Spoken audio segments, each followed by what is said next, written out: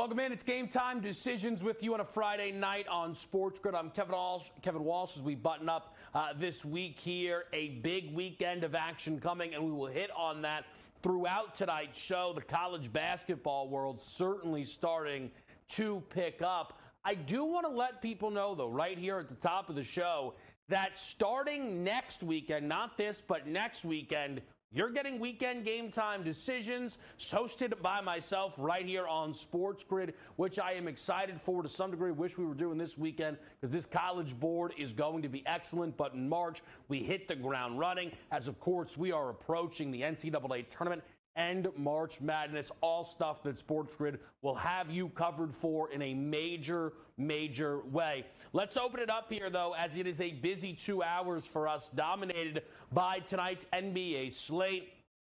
A 10-game board. Yesterday it was 12. The rest of the league is in action, and certainly a number of back-to-backs. Atlanta laying a lot, 7.5 to Toronto.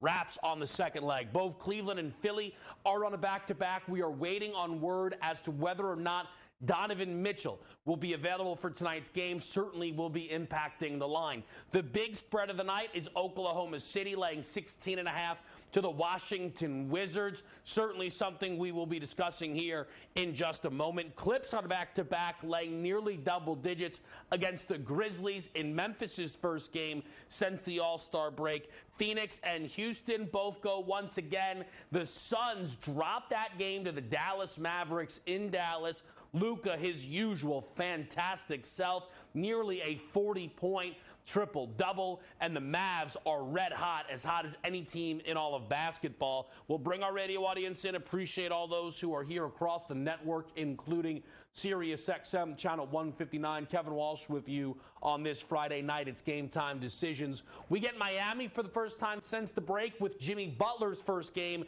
since early February. A short line there. New Orleans was in action last night.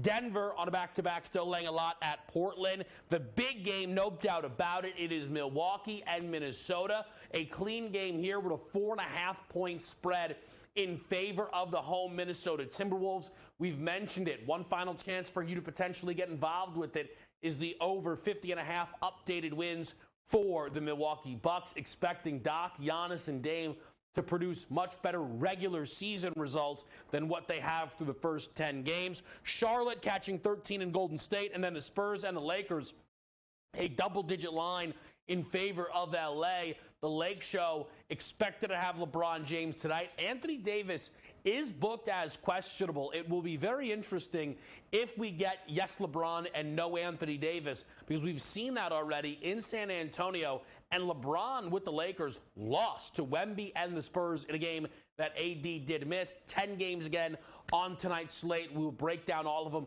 A lot of interesting spots for us here on a Friday night. If we take this into the league's MVP odds, last night we mentioned the incredible performance for Luka Doncic and an updating move here. Now down to 6-1, creating separation. Again, we can tier this off. Tier 1, Jokic, SGA. Tier 2 is standalone Luka. Tier 3 is Giannis, standalone. I'll listen to Tatum. Tier 4, standalone. And then it's basically everybody else if you are so inclined to get involved.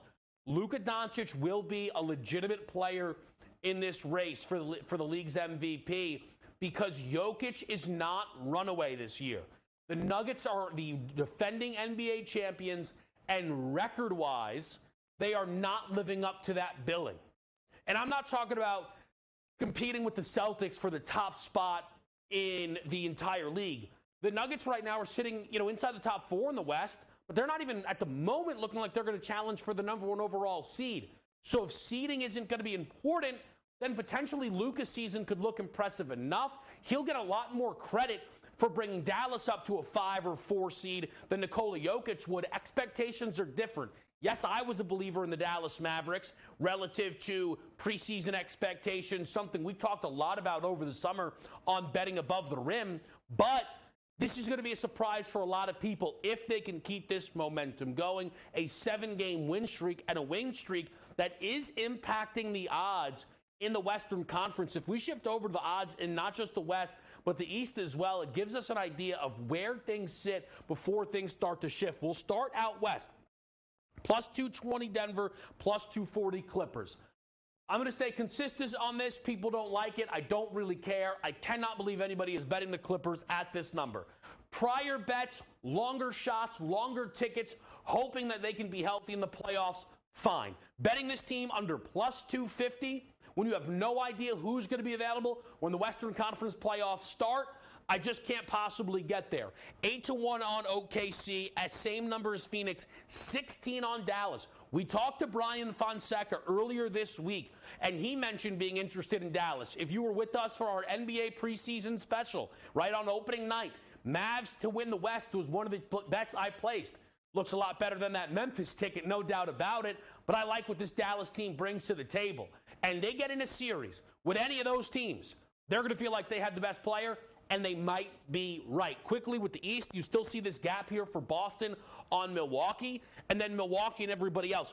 I think you could argue value for Cleveland at plus 800. The stopping thing for me on the Cavs is that I bet them last year in round one to beat the Knicks and came away realizing that J.B. Bickerstaff is not of the level of a legitimate championship head coach. Bickerstaff is still there. And I don't think that's changed. I'm going to need to see a lot more to shift my opinion. Of course, no Philly being here. The Sixers have not won a home basketball game. They're home again tonight since Joel Embiid put up 70 back in late January against the San Antonio Spurs. Now, the Sixers belong right in this picture if Embiid is back, but that will not change until we get official word that Joel is coming back. Let's put our eyes on the weekend. The college basketball board tonight does not feature any ranked teams, but this weekend, a great slate of action. The big one comes to us in the Big 12.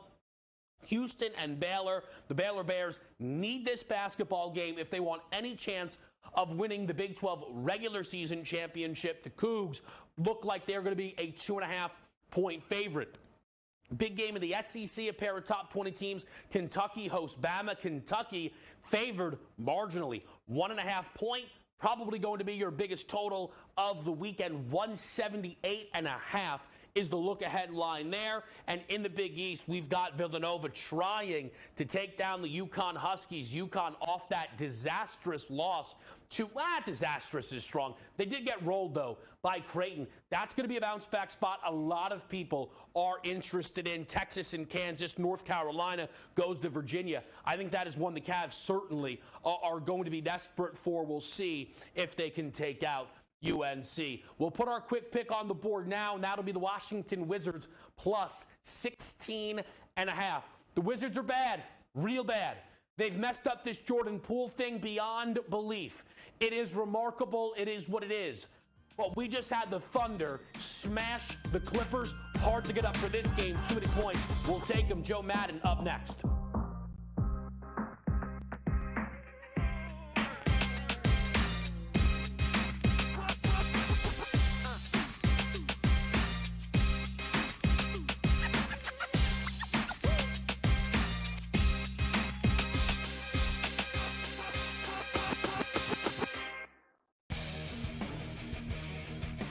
Like the Minnesota Wild were down by 2 goals today.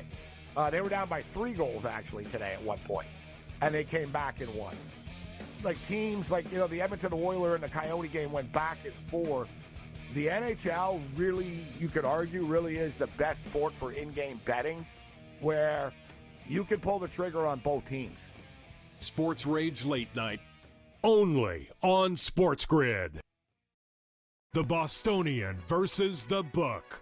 The first unanimous number 1 team this season in the AP poll, which is the kiss of death. True.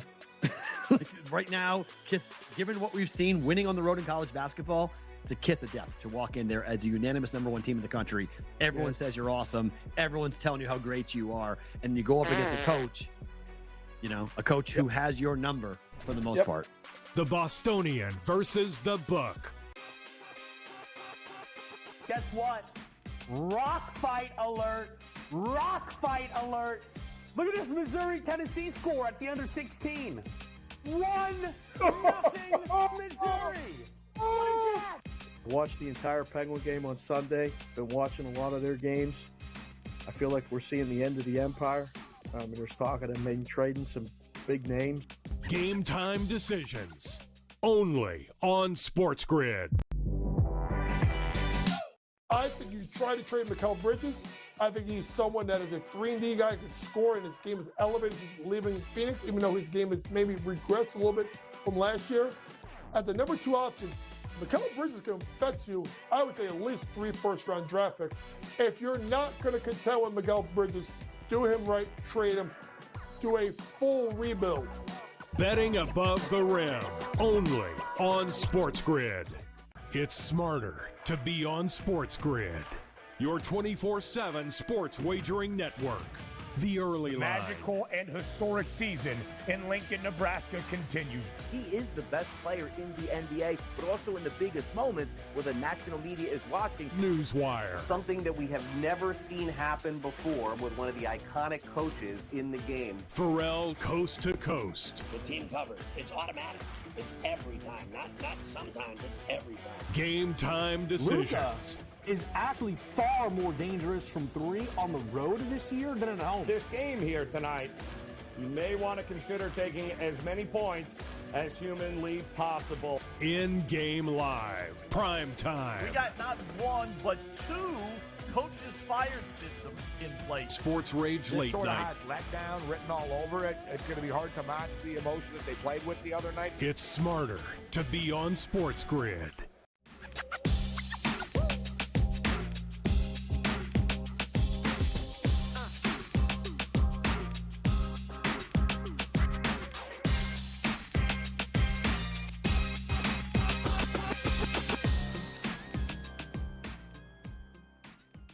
We're live with you right here. It is a Friday night on Game Time Decisions, and joining us once again, Joe Madden, who's been helping us break down the NHL all week long here on Game Time. Joe, how are you? I'm doing great, Kevin. We've got only 3 games on the slate, loaded slate tomorrow, though, but plenty of opportunities tonight to make some money out there. No doubt. Let's start it off with this opening game. The Columbus Blue Jackets in action here as they are home against the Buffalo Sabres. But a home dog in this game, total 6.5. Where are you looking? You got to look here at the home dog in the Columbus Blue Jackets. You look at this team and they've spent so much time out on the road since December. And I know they're returning home from a road trip, and that's normally a situation where I like to fade. But you look at the Buffalo Sabres. This isn't a team that is very consistent, and you're looking at how much you're going to have to lay on them just to get the win, and I can't trust them. Now, this is the second night of a dad's trip for the Buffalo Sabres, and that can go one way or the other. They were able to get the win in that first game of the dad's trip, the mentors trip, versus Montreal. And talking to ex-athletes, Montreal is quite the party city after they play there.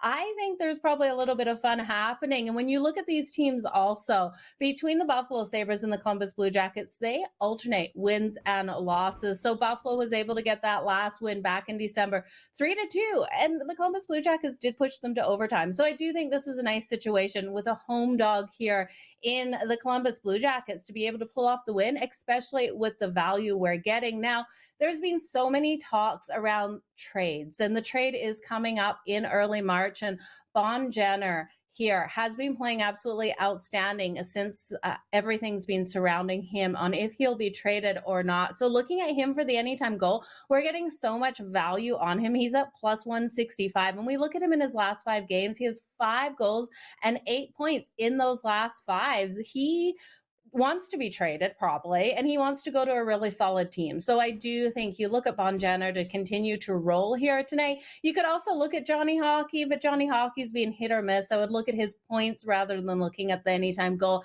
And of course, the books are going to really juice you there looking at those points. So give me the Columbus Blue Jackets to pull it off here tonight, Kevin. Yeah, it is one of the things, and I've been telling Joe, I've been betting more and more hockey, usually try and get a prop a night. It is remarkable how expensive it can be for just 1 point, especially when you talk about the best players in the league. We'll talk about it a little bit more in a minute, but for example, McDavid tonight, minus 650 to record a point. I don't think many people are laying that. Let's go over to this game, though, with the Chicago Blackhawks. They bring in the Winnipeg Jets, a plus 225 home dog. This total checking in, Joe, at 5.5. What do you look for here? You know what? It goes against everything to look at the over in this game, but I really do think we have to take this one over the total of 5.5. With the Chicago Blackhawks at home and this being a battle of the Central, the Chicago Blackhawks are sitting eighth. Now, this team absolutely is struggling on the season. We know they've got one of the worst offenses out there, but I expect with Connor Bedard and how strong he has been since returning from injury, that we will see him come out and get a quick, fast goal. Now, if this happens, this just opens up the Winnipeg Jets to play an open and more loose game out there because they will. They'll have to answer back, and I could totally see it playing out this way. So I do think the over 5.5 is in play, especially when you look at Winnipeg. They have been stronger at getting those goals on the board as of late. And I know this team is so solid at locking down defensively, but I do think Connor Bedard finds a way, opens up that scoring, and then the Winnipeg Jets roll with it. We're also getting great odds to that over. I do think Connor Bedard for the anytime goal at plus 220, it's just not enough value there for me. I would like it a little bit higher. And while it is still value, I'm going to turn to Monahan here of the Winnipeg Jets. He is being so phenomenally hot right now. We're getting him at plus 250 for that anytime goal. I do think he finds the back of the net tonight. You look at him in his last 4 games, he has 5 goals and 9 shots on goal over those last couple. So I do think he comes out phenomenally strong. We know the Chicago Blackhawks don't play a lot of defense. So the goals here by the Winnipeg Jets, I expect at least 4 goals out of them.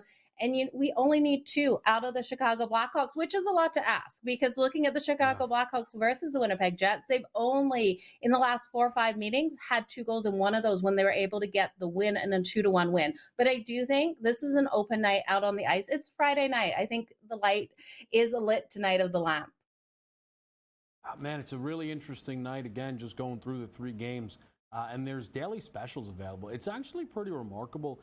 The specials market is far more robust in the NHL than you would anticipate here. Home team versus away team, total goals tonight. 1.5 is the away team with 2 of the 3 favorites. But you do have Edmonton tonight, and that is, of course, always going to be a big swing here, Joe. So let's talk about their game against the Minnesota Wild. Where do you see some value in this matchup? Well, all the value right away is on the Minnesota Wild when you look at both of these teams facing each other, Kevin, because they have won 8 of the last 10 meetings, but we have seen Edmonton win those last 2. So Edmonton off a loss to the Boston Bruins in a hard-fought battle. It's really hard to go against this team, but you do look at the situational spot with Calgary on deck tomorrow. The Battle of Alberta is so real. Now, Calgary's coming up to Edmonton for this one, and they're going to have their hands full here with this Edmonton team. But then you look at the Minnesota Wild, and they're off a disappointing loss to the Winnipeg Jets. They lost that one 6-3. So both of these teams coming in off losses that they really shouldn't have taken in their last game out. I'm going to look for a fast goal in this one. We know that the Edmonton Oilers, while they were so strong over that stretch at limiting their opponents' ability to find the back of the net, they're just not playing that way right now. They're playing more open hockey, which is leading to higher scoring games. I could see this one staying under that total for the full game. It kind of scares me, but what I do count on is a high scoring first period. I'm going to take the over 1.5 in the first period as both of these teams get up hard and fast, trying to look for this game to be in their advantage and then for them to lock down on the defensive side. So the over 1.5, it's juicy at minus 144, minus 142, but I also like the goal in the first 5 minutes. We know how strong Edmonton is at coming out and getting that goal in the first 5 minutes. We're getting great plus money to that goal in the first 5 minutes, so right around that plus 150 mark as well. And I could see it happening with both of these teams off frustrating losses in their last one, looking to get up quick in this game. So give me the over 1.5 and in the first period and the goal in the first 5 minutes there, Kevin. So looking for goals, no doubt. Let me ask you this, Joe. I want to throw this at you. Total goals for the day is 18.5. Now, it is minus 138 to the over. But I know you're on the over in 2 of these 3 games. Is that something that you would be interested in playing? I'd play the under. I would play the under. 18.5 is a lot of goals for all 3 of these. We only need 6 out of the Winnipeg Jets and the Chicago Blackhawks. You're looking at the Columbus Blue Jackets. You need 7 there. And I really do think this one could stay under with Edmonton and the Wild. But I do think that first period is, a 1-1 kind of game. So I would stay under the 18.5. What value are we getting there, Kevin? Yeah, you're getting plus 108 on the under 18.5, which is not a bad look at all. I'll also throw this out to you here, Joe, just because people love plus money, and this kind of correlates. The highest scoring team of the day, Winnipeg, is plus 340. Is that something that you would be interested in?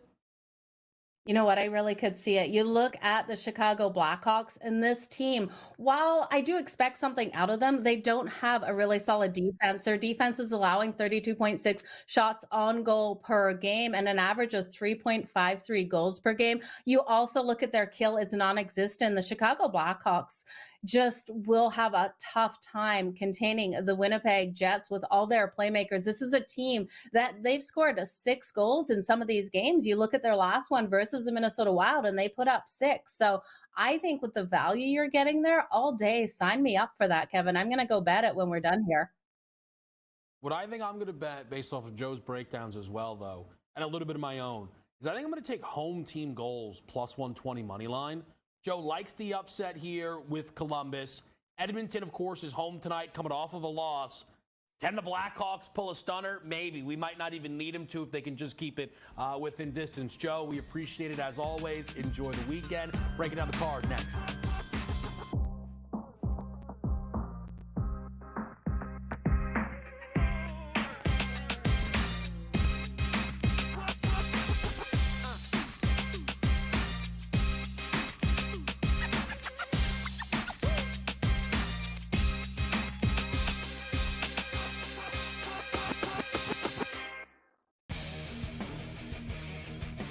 Like the Minnesota Wild were down by 2 goals today. They were down by 3 goals, actually, today at one point. And they came back and won. Like teams like, the Edmonton Oilers and the Coyote game went back and forth. The NHL really, you could argue, really is the best sport for in-game betting, where you can pull the trigger on both teams. Sports Rage Late Night, only on SportsGrid. The Bostonian versus the Book. The first unanimous number 1 team this season in the AP poll, which is the kiss of death. True.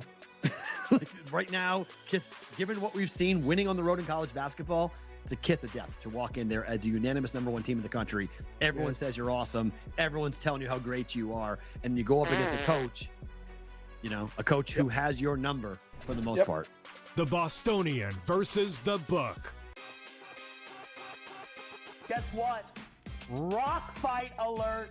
Rock fight alert. Look at this Missouri-Tennessee score at the under 16.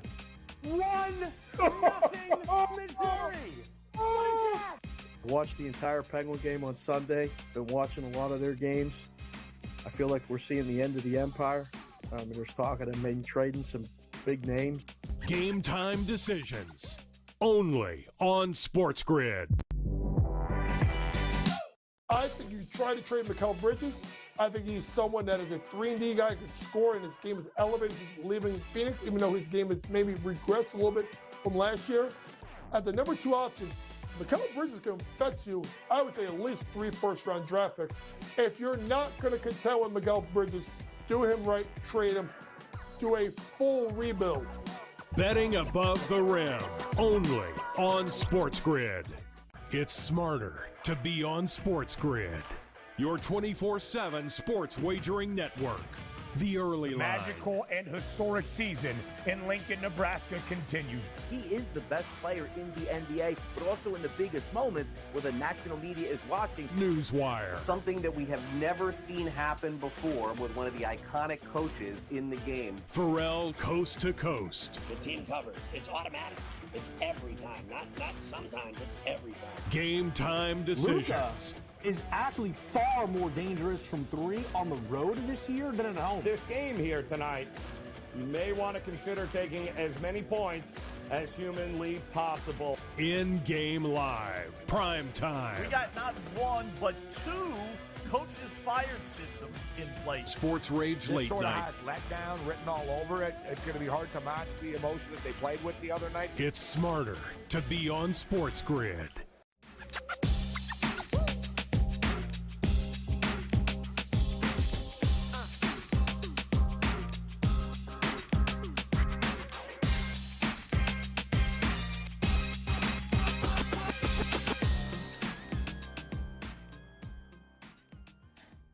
Live with you right here on Sports Grid. It is Game Time Decisions. I will let you know I did make a Game Time decision as we were talking to Joe Madden about tonight's NHL board. I've done this now a few days in a row where I tell myself, I don't know if I'm going to get involved with the ice. I have been enjoying it.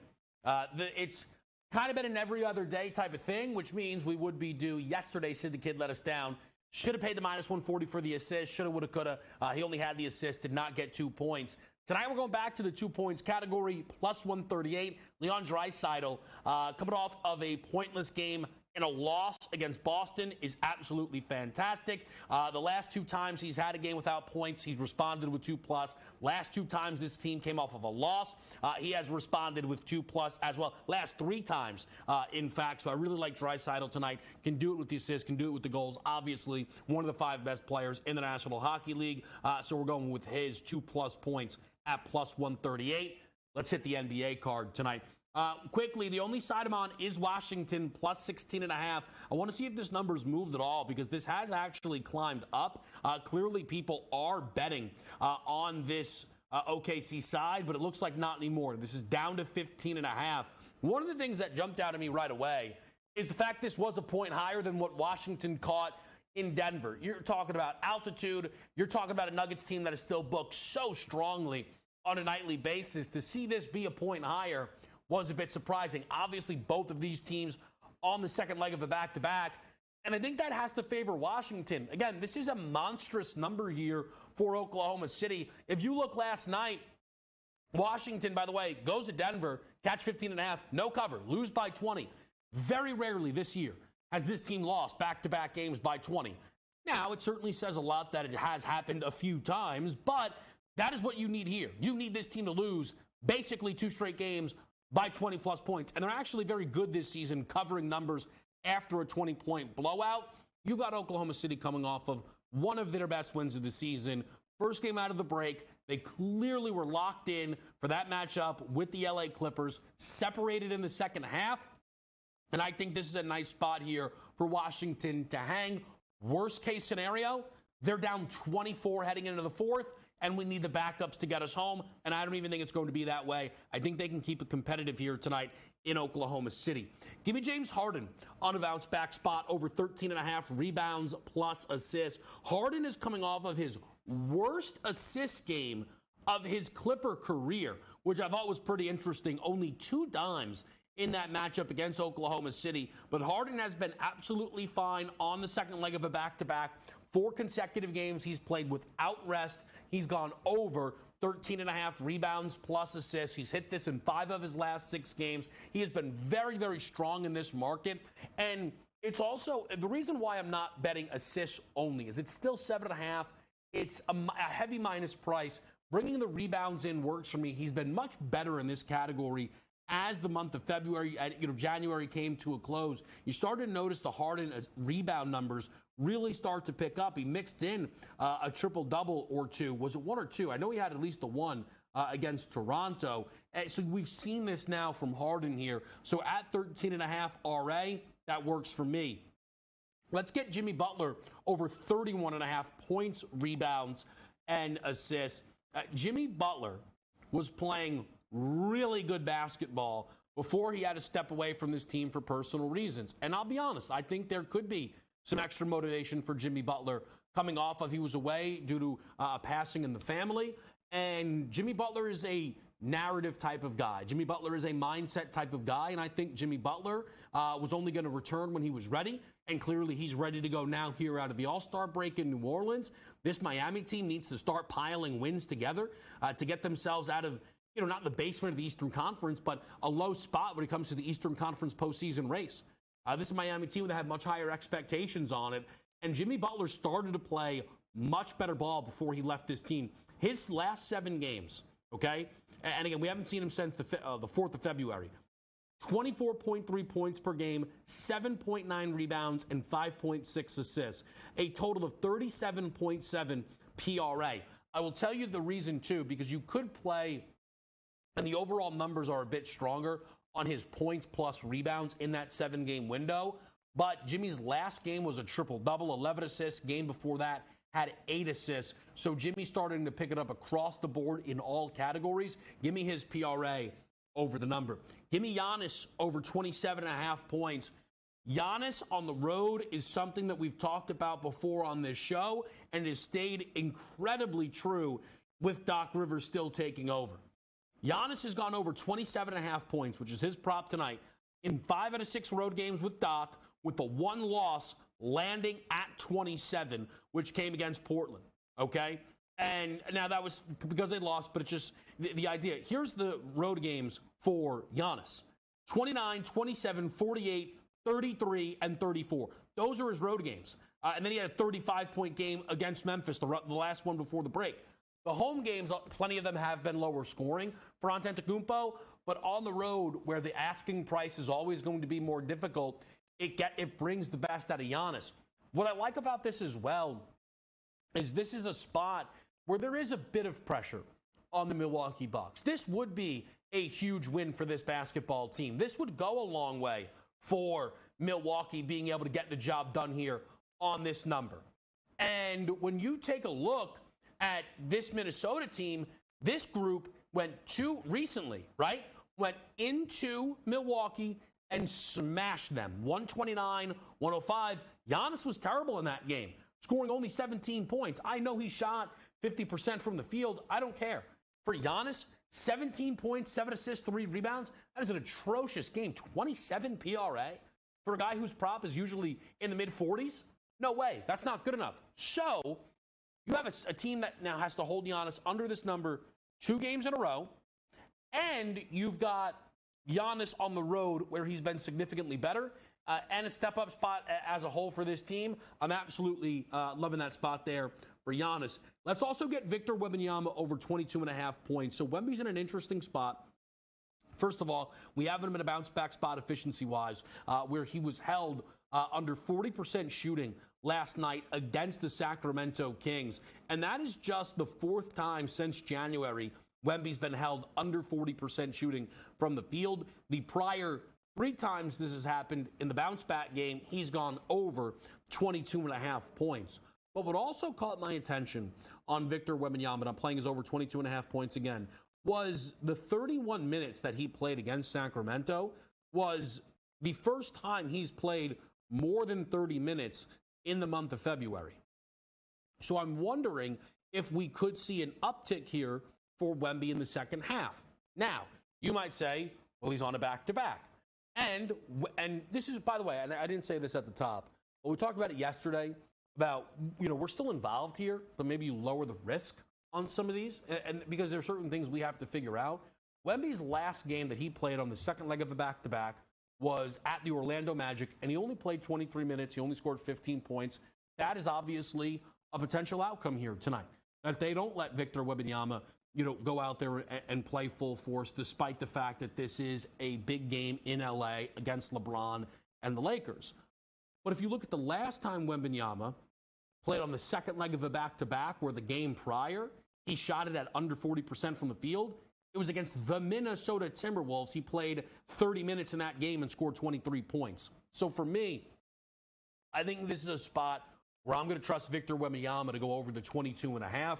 Maybe the minutes uptick. The efficiency should uptick as well. So let's trust Wemby. And then my best bet tonight, it's Klay Thompson over 14.5 points. This last game was 15.5. The Klay Thompson situation, we'll see if it's going to be predictable.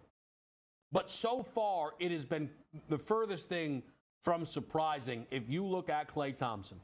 Klay was really, really starting to struggle for this basketball team, and Steve Kerr said, you know what? Let's see what happens if I throw him on the bench. And the first game was in Utah. He scored 35 with 7 made threes off the bench. And again, the level, right, is a bit surprising. I wasn't on Klay that night for 30-plus or anything of the nature, right? But Klay being great the first game off the bench wasn't surprising. Nor was he being awful his second game off the bench, where people are going to go and line up his overs and say, off the bench, it's fixed him. But no, that's how it goes, right? So Klay then goes and scores 3 points and plays one of his worst games of the entire season.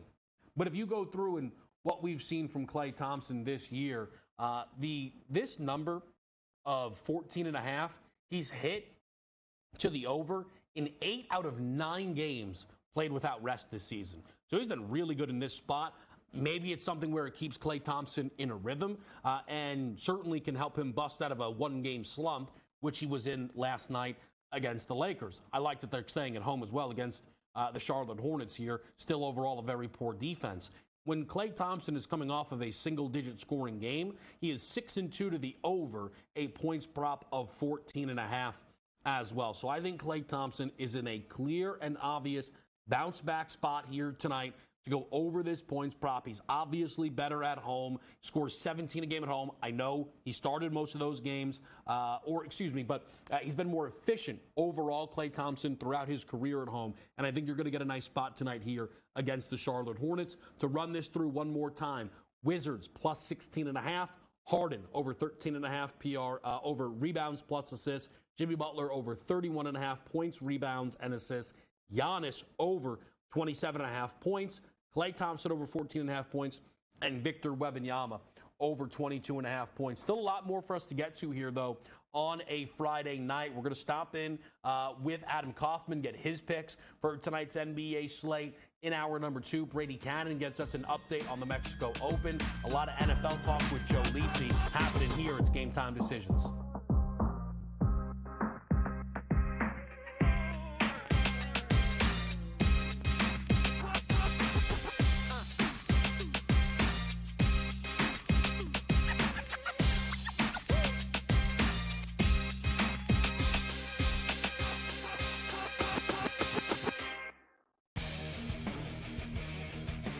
Like the Minnesota Wild were down by 2 goals today. They were down by 3 goals, actually, today at one point. And they came back and won. Like teams like, the Edmonton Oilers and the Coyote game went back and forth. The NHL really, you could argue, really is the best sport for in-game betting where you can pull the trigger on both teams.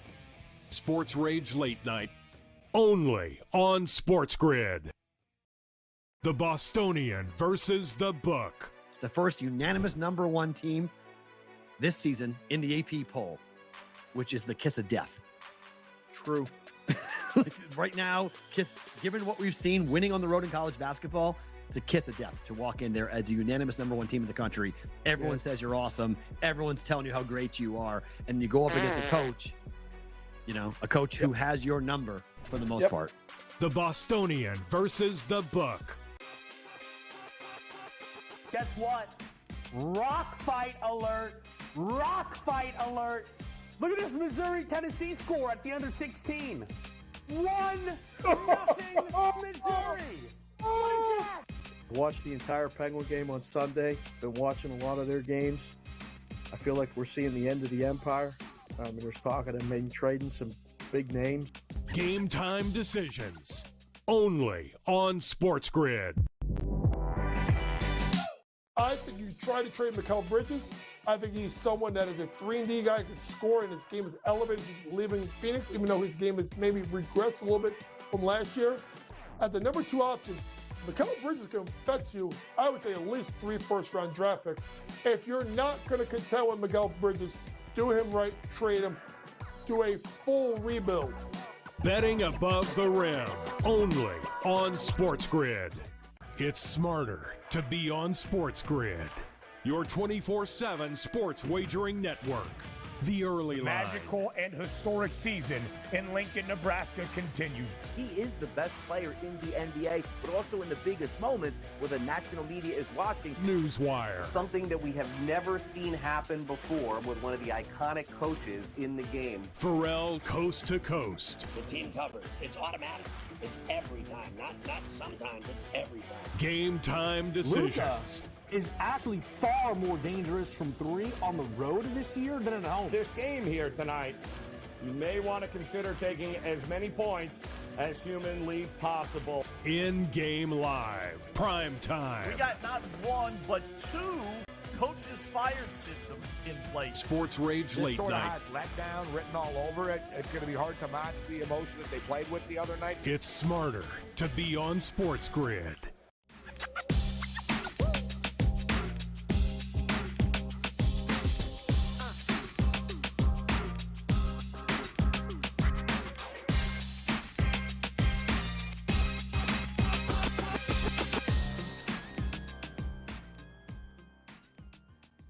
Live with you here. It's Friday night on SportsGrid. I'm Kevin Walsh, Game Time Decisions. Now joining us is Adam Kaufman. Catch him on the network doing a lot of in-game lives. Adam, how are you?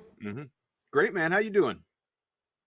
I am good. I am happy to have the NBA back in full force. 12 games yesterday, 10 tonight. Amen. I am almost surprised with the way they've handled their scheduling, that we didn't have 2 games yesterday that were awful, and then 3 games tonight. So pleasantly surprised. I figure we go through this NBA board and see where the value is.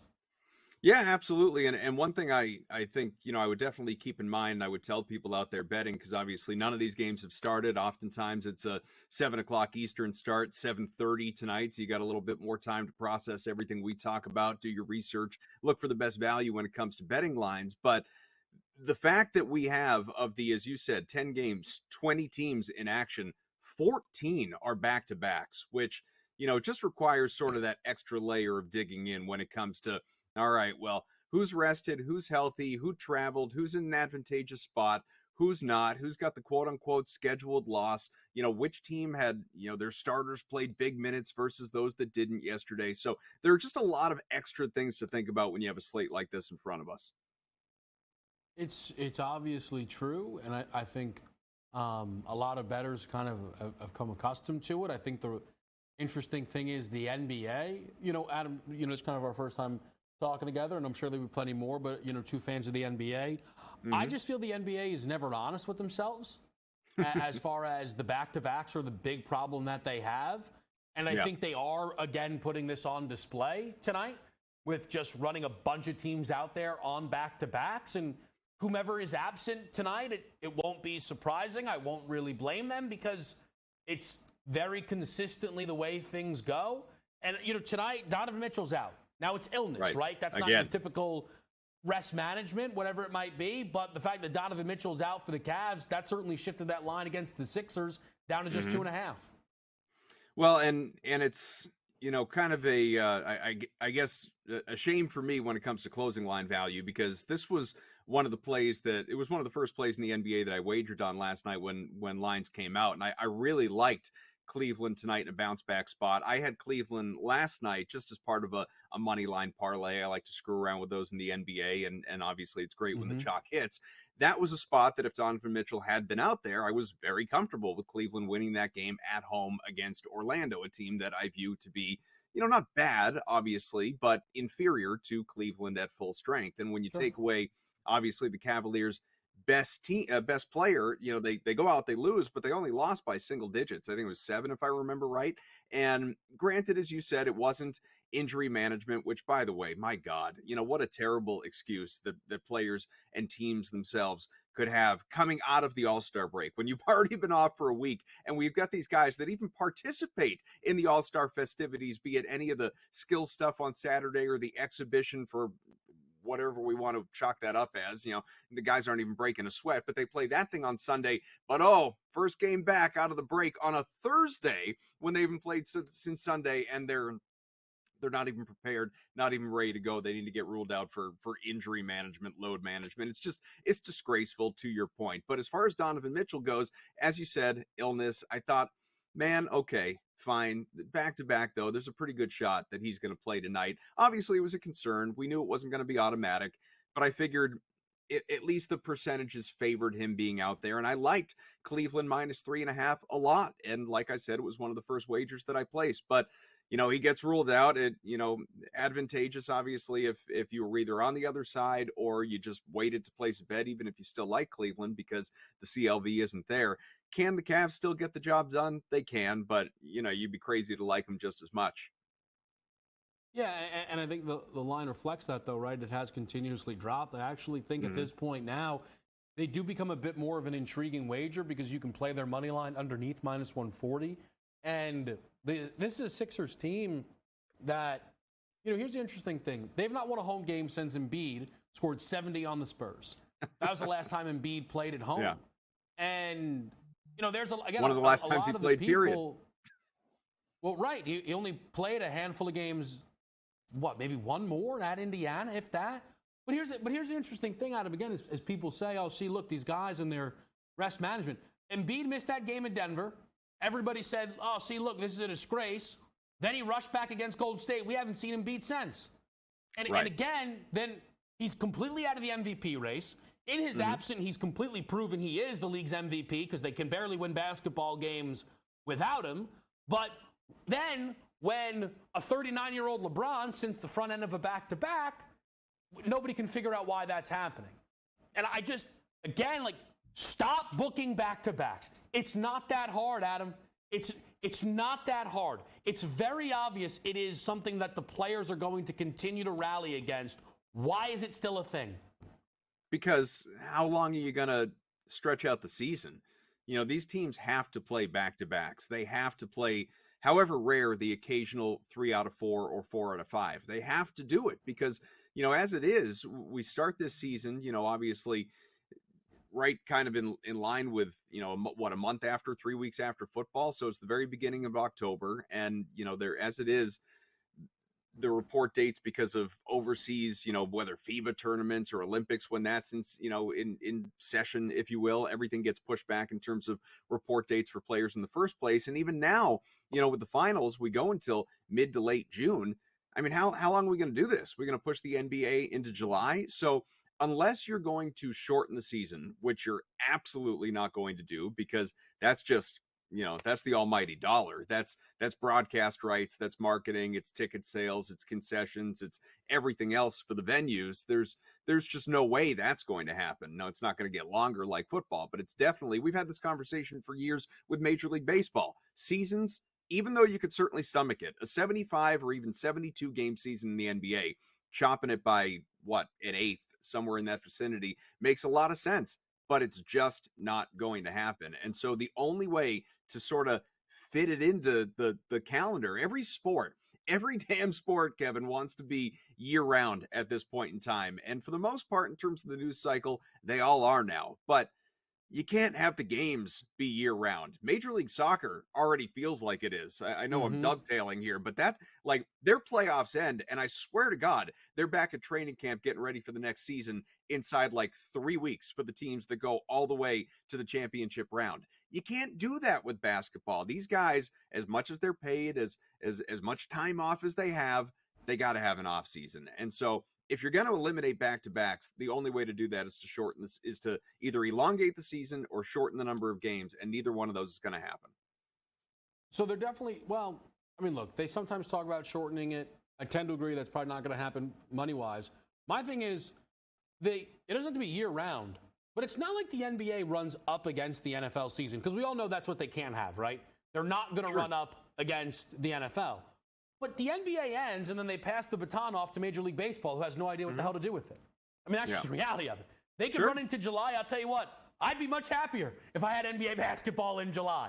And I'm the only one that, I'm one of the few people that watch Summer League because I'm not watching all 162 of Major League Baseball. It makes for an interesting situation. But nevertheless, let's talk about a team that again, we just mentioned, the LA Lakers tonight, laying 10 to the San Antonio Spurs. LeBron expected to be back, but AD now questionable for this game. Is this one that you're looking to get involved with? So I love this spot for LA. I don't know that I necessarily love it as far as, actually taking the 10 points or 9.5 in some places. And obviously I realize as far as a straight goes, there's zero value in the money line. I'm not going to tell people, hey, wager on a minus 470 or wherever it sits. But I do like LA when you're starting to look at some favorites and just teams that are in advantageous spots in terms of, again, money line parlays. Because if you put the right, let's say, 2-3 together, you can get yourself an even money builder, and it's a great way to profit. Because again, in the NBA, it's not automatic, it is not a guarantee, but more often than not, the chalk does hit because talent does win out.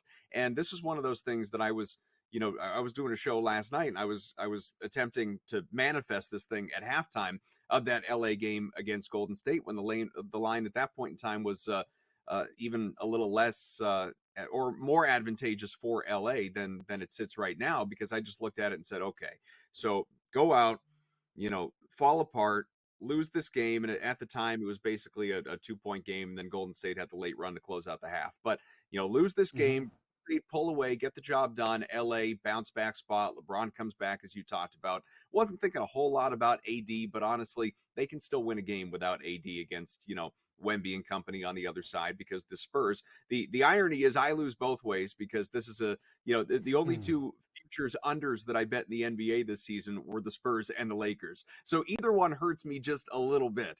But yeah, I mean, I just think the Spurs, they're pesky, they're plucky. They do fight hard. They don't give in. Maybe it's some of the pop mentality. And so, I don't think it's just an automatic that they're going to go out and lose by double digits. If anything else, I'd probably be more inclined to actually take San Antonio to cover in this game, but I do like LA to win it. Yeah, look, the Lakers and double-digit spreads have been trustworthy never since he's shown up, at least for most of this run. What else has caught your attention here, Adam, on tonight's NBA board? So looking at it, I'm just scrolling the board as we're talking. I like Denver minus 8.5 at Portland. Pardon me. I know it's a back-to-back, obviously, but I think it's a good spot for Jokic and company. This is just it's such a great team. I don't need to tell people that this is not a team that worries me when it comes to back-to-backs. I realize Denver has had its challenges covering big spreads at points this season, but I just don't think very highly of Portland. The Blazers are a bit banged up as well. I think it's going to be a problem. Clippers minus 9 at Memphis is a spot I absolutely love. I think LA, again, I know it's a team that played yesterday and, but went out, and it was a very lopsided game. Starters didn't play big minutes. So everyone's going to be fresh. Everyone's going to be healthy, available, all of that. Memphis is a team that is banged up, continues to be short, just is not a very good team. So I do like the Clippers there, even covering a big number. Looking else or else around the board here, just some individual spots. I'd someone bring this to my attention just before we hopped on. I think it's a great bet. It is juiced, but I think it's worth it. In that Pelicans and Heat game, I'm not really sure who ultimately ends up winning that game, probably Miami. But on the Pelicans side, with no Brandon Ingram, because he is another one of those that has been ruled out tonight, another one of the stars, Zion Williamson, and this hit yesterday as well when I played it, and I played it again tonight, over 2.5 turnovers. This has, and it's sitting right around minus 150, 160, again, heavily juiced, but it is hit 89% of the time that Zion plays games without Ingram, and he is averaging more than 4 turnovers in those games. So generally, he's not only hitting it, he's hitting it sweat-free. So I like that spot a lot. It's one of the props. You mentioned the Sixers. I like the unders for when I got it earlier today, Maxey was 35.5 PRA. Harris was in the mid to high 20s, maybe 27.5 PRA. Like the unders there. I just don't like Philly in this spot at all, even despite not having Donovan Mitchell for Cleveland. Yeah, look, it'll be an interesting board. The Zion Williamson turnover one certainly stands out there. Makes plenty of sense with more ball handling responsibilities as well. That is Adam Kaufman. Again, you can catch him here on In Game Live throughout SportsGrid, especially this weekend. So make sure you tune in. We'll be right back here on Game Time Decisions.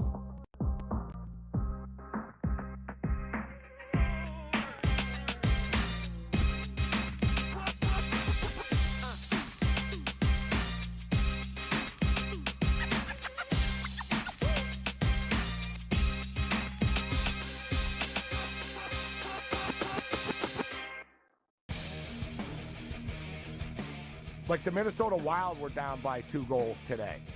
They were down by 3 goals, actually, today at one point. And they came back and won. Like teams like, the Edmonton Oilers and the Coyote game went back and forth.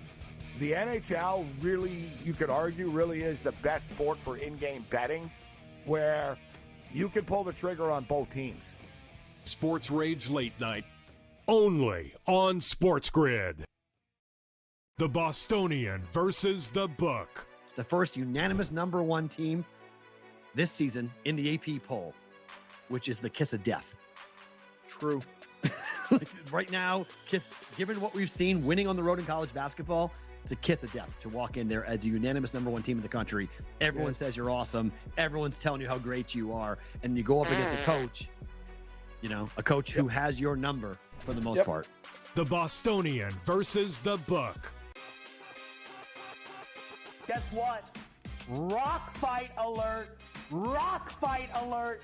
Look at this Missouri-Tennessee score at the under 16. 1-0 Missouri. What is that?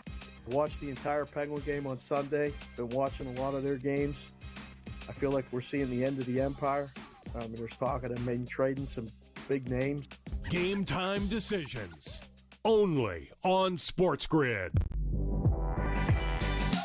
I think you try to trade Mikal Bridges. I think he's someone that is a 3-D guy, can score, and his game is elevated. He's leaving Phoenix, even though his game has maybe regressed a little bit from last year. At the number 2 option, Mikal Bridges can fetch you, I would say, at least 3 first-round draft picks. If you're not going to contend with Mikal Bridges, do him right, trade him, do a full rebuild. Betting above the rim. Only on SportsGrid. It's smarter to be on SportsGrid. Your 24/7 sports wagering network. The early line. Magical and historic season in Lincoln, Nebraska continues. He is the best player in the NBA, but also in the biggest moments where the national media is watching. Newswire. Something that we have never seen happen before with one of the iconic coaches in the game. Pharrell coast to coast. The team covers. It's automatic. It's every time. Not sometimes. It's every time. Game time decisions. Luka is actually far more dangerous from 3 on the road this year than at home. This game here tonight, you may want to consider taking as many points as humanly possible. In-game live. Prime time. We got not 1, but 2 coaches fired systems in place. Sports Rage This late sort of night. has letdown written all over it. It's going to be hard to match the emotion that they played with the other night. It's smarter to be on SportsGrid.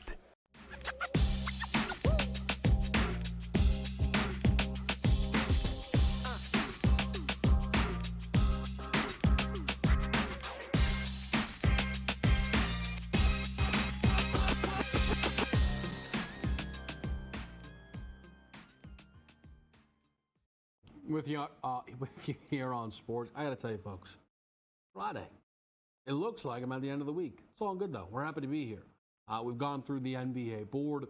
Tonight's college board is not featuring any ranked teams. It doesn't mean you can't get involved with it. I'm not going to be on it specifically tonight, but I will certainly be involved this weekend with a great slate of games. And I want to once again remind people, starting next weekend, we are live with Game Time Decisions on the weekend, 11 a.m. start time. We go up until 1 p.m. with you on Saturdays and Sundays.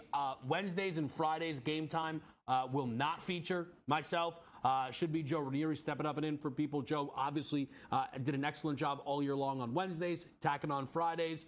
I hope it is Joe. I hope that's not a mistake there, but I'm pretty sure it is Joe Ranieri. But next week, we are live with Game Time Decisions on the weekend, which I'm excited for. And to give you guys a glimpse of what we have this weekend and what you're going to see throughout a lot of these weekends, especially in March. This Saturday's college basketball board looks fantastic. Houston and Baylor feels like the main event, despite it being a noon tip within this Big 12 battle here. It is another step-up spot for me for both of these teams. You know, if you're the Baylor Bears, you need to put a win like this on the resume. I think the Baylor Bears are going to be dangerous in the Big 12 conference tournament. For me, depending on how the bracket shakes out, I actually will be quite interested in betting on Kansas. But Houston is, for a lot of people, not just the best team in this conference, the best team in college basketball. Now, that's not where I land on them, but I'll tell you what, their title odds are continuing to drop a bit. I went down from 8-1 down to plus 750. I saw on the FanDuel Sportsbook there. So for the Houston Cougars, a win over Baylor is only going to continue to drop their number, right? What if Villanova takes out UConn again this weekend? Their number is going to continue to pull back a little bit there.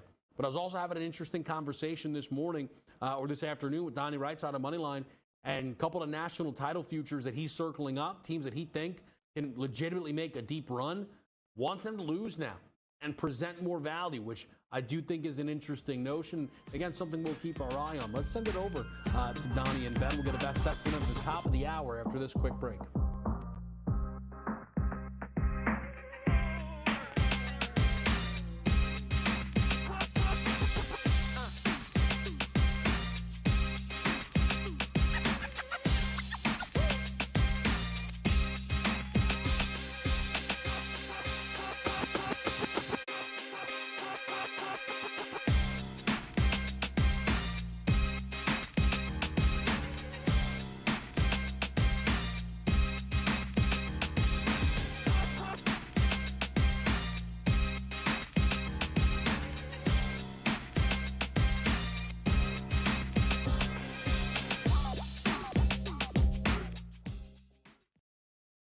Live right here on Sports Grid. It is Game Time Decisions. We are live on a Friday night. I'm Kevin Walsh. We have one more hour to go. We still got a good crew joining us here inside this second hour. Brady Cannon gives us an update at the Mexico Open, what he's seen from the first 2 rounds of golf, and what he's looking for heading into this weekend's action. Joe Lisi will join us once again. The updated college football playoff picture, some of the thoughts that he has and the fallout there for where we could be seeing value, as well as the latest around Justin Fields and the updated odds that we have on his next team. The Atlanta Falcons, obviously becoming the favorite, has had a lot of people feel like that is the perfect destination. I feel like the Vegas Raiders could be a great landing spot here. Joe Lisi, who is a big fan of Justin Fields, and I don't mean, a fan like the way I'm a fan of the Philadelphia Eagles. Lisi really believes in the talent that is Justin Fields, wants him out of Chicago. I think he's going to get that wish. But where he thinks a good landing spot for Justin Fields, it'll be an interesting conversation to have, certainly. And then Dave Sharapan here to help us get set for the weekend, help us get set for tonight, and where all the value will be on this board here. All stuff for us to keep our eyes on. We're going to throw it over to a little best bet from the morning crew in just a moment here, Donnie Rightside and Ben Stevens. But if you are just tuning in with us here on Game Time Decisions, I can hit some of the items that I've already decided to rock with. And I've also, if it's still up and available, I am going to run back the FanDuel Sportsbook odds boost tonight. It's Maxey.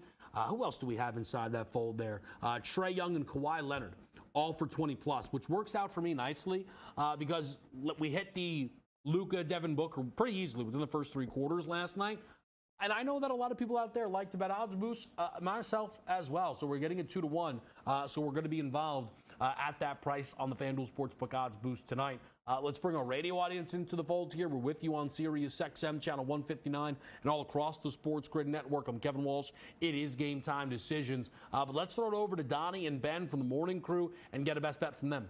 Let's go out to a basketball game, which I'm not going to take a side or a total in, and that's going to be a good one tonight, by the way, the Milwaukee Bucks and the Minnesota Timberwolves. I do think that the Bucks have a legitimate chance to win this game outright, but I'm going to go with Damian Lillard, fresh off of that performance on All-Star Weekend in the three-point shooting competition and also taking down MVP here. I'm going to go a correlated parlay over 24.5 points and also Damian Lillard to make at least 2.5 3-point shots, which obviously needs to make 3 tonight. It's a plus 129 price. I'm trusting Dame Dash out of the break here tonight to count some tickets and cash in some good stuff tonight for me, Ben. Is Joe Lisi on the over of the 3-point prop for Dame tonight? Is he? I don't know. I don't think so. I think he's on the other side. Sounds like Donnie Wright's he's side. Going he's under? trying to do a little. He said he doesn't know about the Lillard 3-point prop, if I'm not mistaken. Last night he was over. Yeah, go ahead. Well, in his eyes, that means Lillard to make 8.5 3-point shots. So we got to sort of, go back and forth. When he says he doesn't like Lillard to make 3-point shots, it means 10 or so. So I think I'm all right. I like the look for tonight, though, by the way. I would also maybe lean on the under 226, the total tonight in the Twin Cities. I'm just going to lay the 10 points with the Lakers. I know it's a big spread, but LA needs to respond, and LeBron James is back tonight. Maybe a money line sizzle, Suns, Cavs, Lakers, plus 197. Man, I mean, folks, let's start with the breakdown of that clip. I mean, early takeaway, no chemistry. No chemistry there from those guys, personally, right? I mean, they're talking over one another. Not a lot of feet. I don't know. That's my read on it. That's my read. Maybe nobody else. Donnie's high-level SGP plus 144. It is as correlated of a parlay as you could imagine. Let's be honest. There's no way it's worth it. Just pick one of the 2 legs. No reason to add in the other one.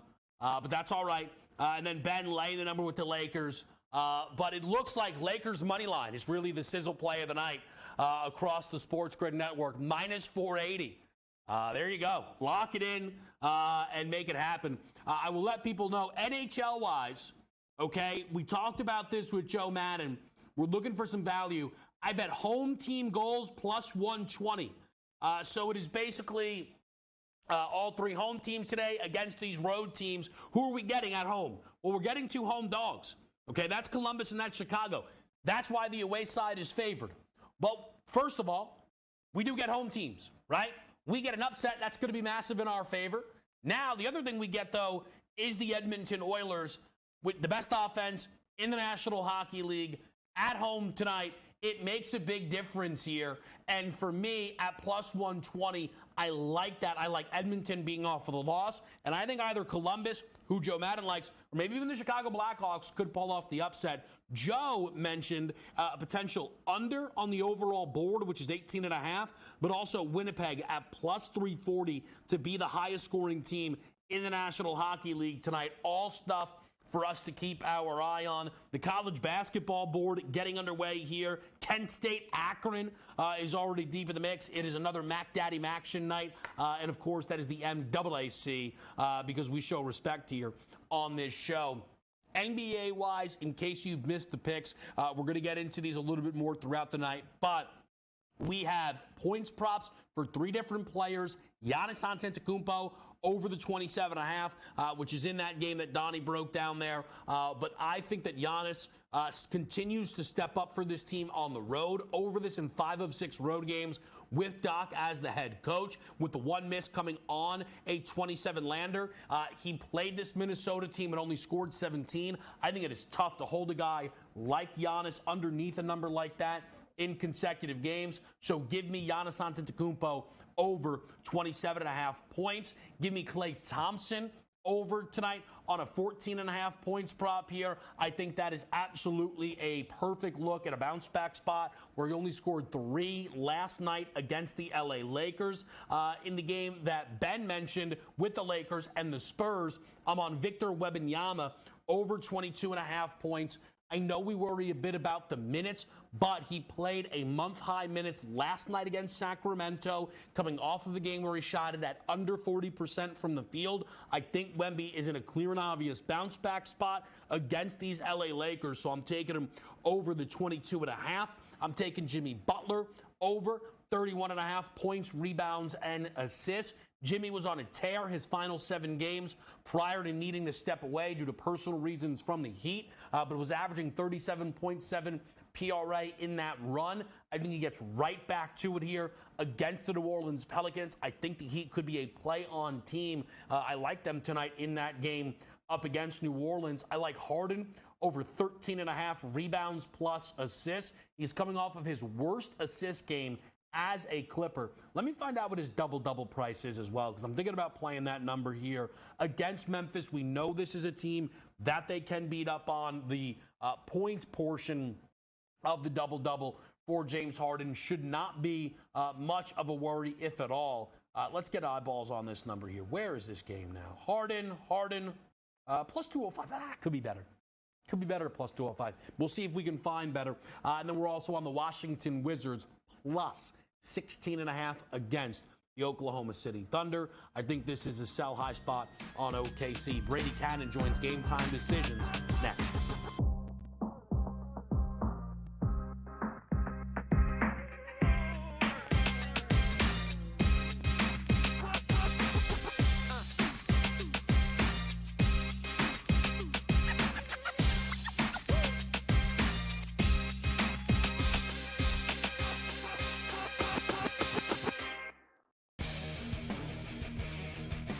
Like the Minnesota Wild were down by 2 goals today. They were down by 3 goals, actually, today at one point. And they came back and won. Like teams like, the Edmonton Oilers and the Coyote game went back and forth. The NHL really, you could argue, really is the best sport for in-game betting, where you can pull the trigger on both teams. Sports Rage Late Night, only on SportsGrid. The Bostonian versus the Book. The first unanimous number 1 team this season in the AP poll, which is the kiss of death. True. Right now, given what we've seen winning on the road in college basketball, it's a kiss of death to walk in there as the unanimous number 1 team in the country. Everyone says you're awesome. Everyone's telling you how great you are. And you go up against a coach, who has your number for the most part. The Bostonian versus the Book. Guess what? Rock fight alert. Rock fight alert. Look at this Missouri-Tennessee score at the under 16. 1-0 Missouri. What is that? Watched the entire Penguin game on Sunday. Been watching a lot of their games. I feel like we're seeing the end of the empire. There's talk of them maybe trading some big names. Game time decisions. Only on SportsGrid. I think you try to trade Mikal Bridges. I think he's someone that is a 3-and-D guy, could score, and his game is elevated since leaving Phoenix, even though his game has maybe regressed a little bit from last year. At the number 2 option, Mikal Bridges can fetch you, I would say, at least 3 first-round draft picks.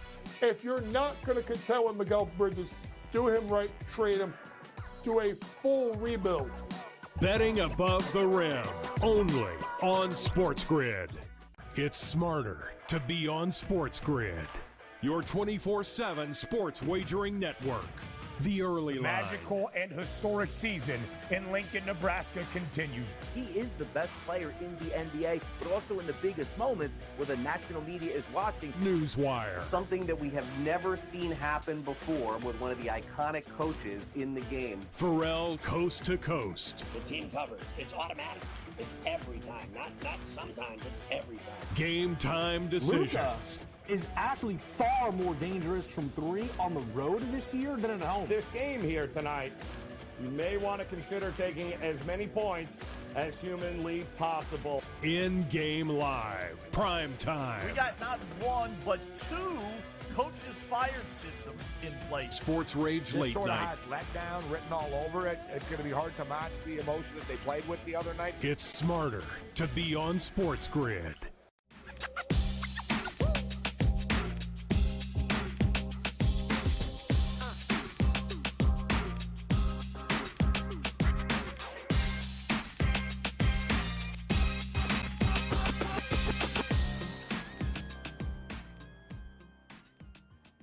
Live with you here on a Friday night. It is Game Time Decisions. Brady Cannon with us here. Brady, it has been a blast getting to talk at the beginning of these tournaments as we have been here on Game Time, but also now for the second week in a row, we get to do this Friday update here at the Mexico Open. I'm excited to break it down. Yeah, absolutely. Not quite as star-studded of a field as we had last week at Riviera Country Club, but nevertheless, it's a golf tournament. And, I wrote about this earlier in the week. Just because you don't have the recognizable names that we're used to for the most part in this field doesn't mean that these aren't a bunch of talented young kids, a lot of up-and-comers that you're probably going to recognize in a few years possibly. And you and I were talking off air. One of those names is a guy that's near the top of the leaderboard there, Jake Knapp. He birdied his final hole of the day today to get to 10 under par, just one shot now out of the lead, and he is at 5-1. I've got to go break this down and see where the value really lies. But I have a feeling I might land on Jake Knapp, Kevin. And here's what's really interesting that caught my eye.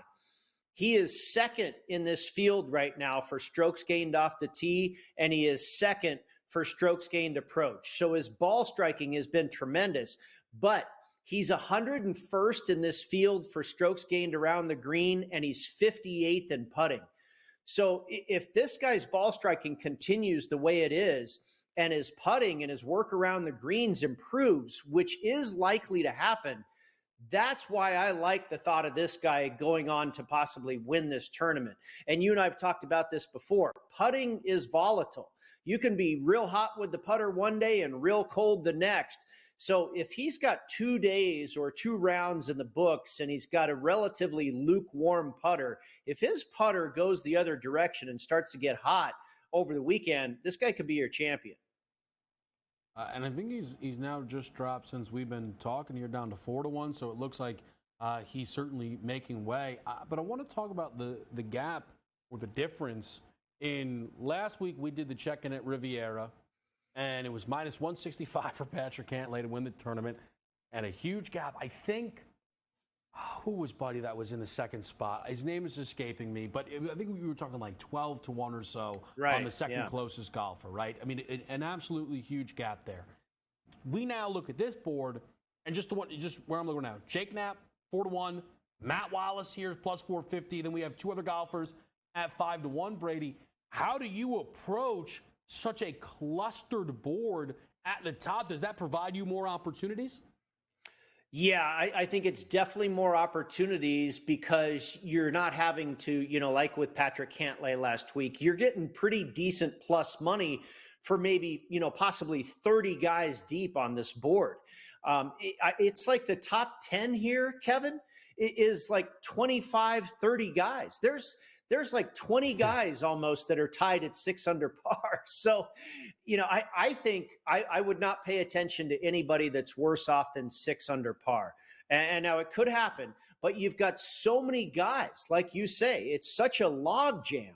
The entire top 10 on the leaderboard is about 25, 30 people. So I think it's going to come from that pool. But that gives you a lot of options and a lot of good prices. So, yeah, I think, you got to look at guys like I talked about with Jake Knapp. I like to look at guys that have been steady so far, guys that haven't really been, outliers one way or another, like they're super hot with the putter, but they're losing strokes off the tee or vice versa.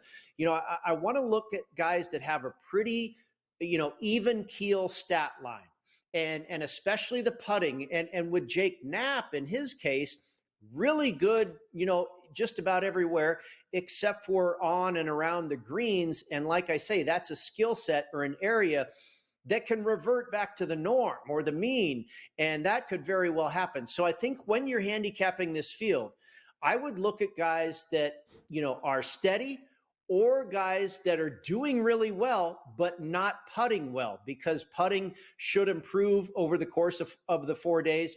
If you look at the guys near the top there, Matt Wallace, Eric Van Rooyen, those guys are all really hot with the putter. And it was the same thing that happened to Cantlay last week, Patrick. He was super hot with the putter, but eventually that did not hold up over 4 days. And I think that could be the case for the guys here at the top as well. So I like to look, again, guys that are either real steady, you expect that consistency to continue, or you look for guys that are doing really well but haven't figured out the putter yet because you expect that putter to improve. I want to ask you about two of the names that people are probably most familiar with because they were the top two names heading in. Tony Finau, who sits at 18-1, basically just right off kind of these top guys. But a guy that you were interested in, which was Højgaard, who's back here at 80-1 with the field this vulnerable, with the top right now of the odds board not being household names. How interested or should people be potentially in these guys that were booked to be right at the top prior to this tournament starting? Yeah, it's a great question, and I probably wouldn't mess with Nicolai Højgaard. He had a really rough day today. I'm not sure exactly what it was, but he had to take a penalty stroke early in the round, and that just kind of, killed all of his momentum. He was going along okay, and then that really set him back, and he was never really able to fire the rest of the round. And now we mentioned, he's at 4 under. He's not, he's 2 shots back of that threshold of 6 where Finau resides. So at this point, I'm just rooting for Nicolai Højgaard to finish top 20, which I think he still has a very good chance to do. But Finau, the problem here, you're looking at a guy that is 5 shots off the lead and is only 18-1. I'm guessing there are certainly some better diamonds in the rough than that. And, with the start that he's off to, Tony Finau last year, I believe, was in the lead after 36 holes and went on to win this tournament. Not the case this year. Obviously, a long ways down the leaderboard with a lot of guys in between and in front of him, yet you're only getting 18-1. That's the other thing about this field here, Kevin. Because there are relative unknowns outside of Finau and a handful of other guys, you're probably paying even more of a premium for the big name guys in this field, albeit just a few of them. Tony Finau, the very biggest name in this field. So you're probably paying even more of a tax on him because he is that far and above as far as popularity, recognizability, what have you, against the rest of this field. So in a normal tournament where you typically have to pay a lot for the more popular guys and the value might reside in the more unknowns, it's probably even exaggerated in this event. All right, Brady, we'll close it here. You were telling me in the break, just because, you are focusing on the golf, it doesn't mean you can't put your eyes somewhere else. If you're dabbling on a Friday night board, where might you be looking? Yeah, last night I played the old dad's trip rule with the NHL, the Buffalo Sabres, and their dads along for the ride. They don't always win when the moms come around, but they win when the dads are alongside. So I did play the Sabres tonight. I also made a small money line parlay, two-team parlay in the NBA. And it was last night when the Hawks were -6 or 6.5. Now they've bumped up to 7 or 7.5. So didn't pay quite as much there, but I took them on the money line. I like the situation there facing Toronto, who had a very easy game, unexpectedly easy against the Brooklyn Nets last night. Mm-hmm. And then I parlayed that with the with the Washington Wizards plus the 16 points, maybe 16.5 you can get now. But OKC, I thought that was a pretty emotional, big win over the Clippers last night. And I got to imagine they're feeling a little bit fat and happy and possibly overlooking this doormat of an opponent tonight. So I like Washington to cover the number, and I paired that with the Hawks on the money line. I absolutely love it. I totally agree on OKC. And you mentioned what the Raptors did last night. I have no idea what is going on with the Brooklyn Nets. Brady, right. Appreciate it. Joe Lisi up next right here on Game Time.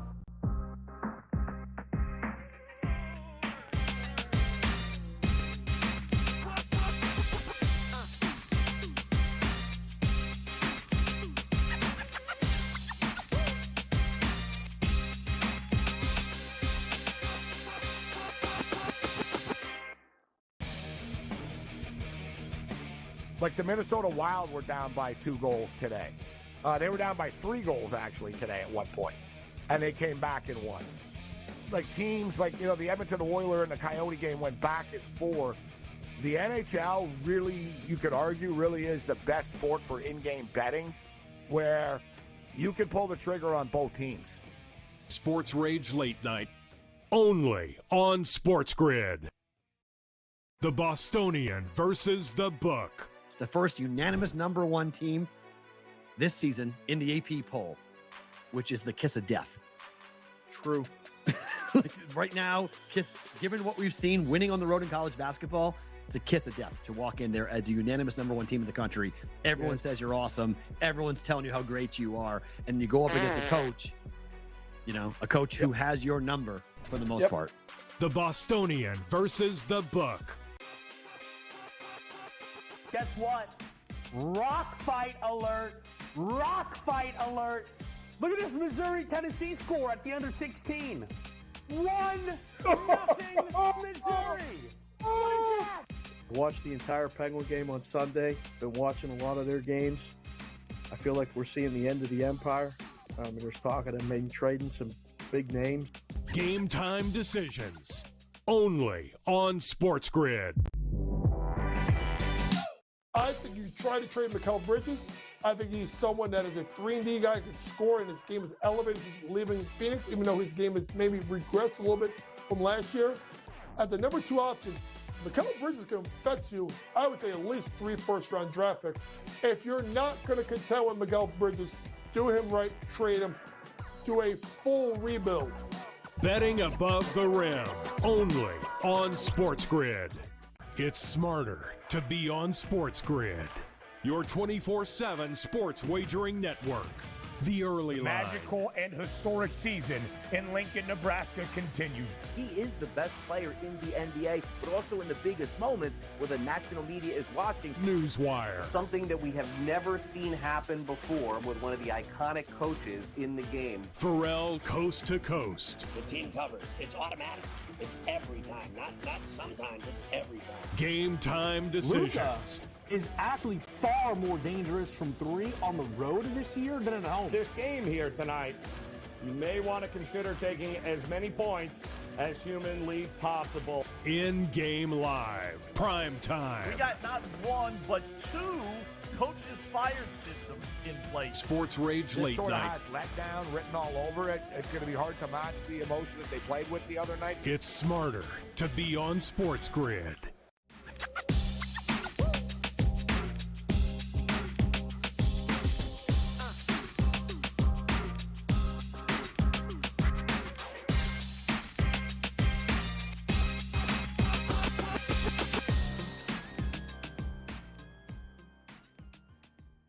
Best 35 minutes of the week could be on deck.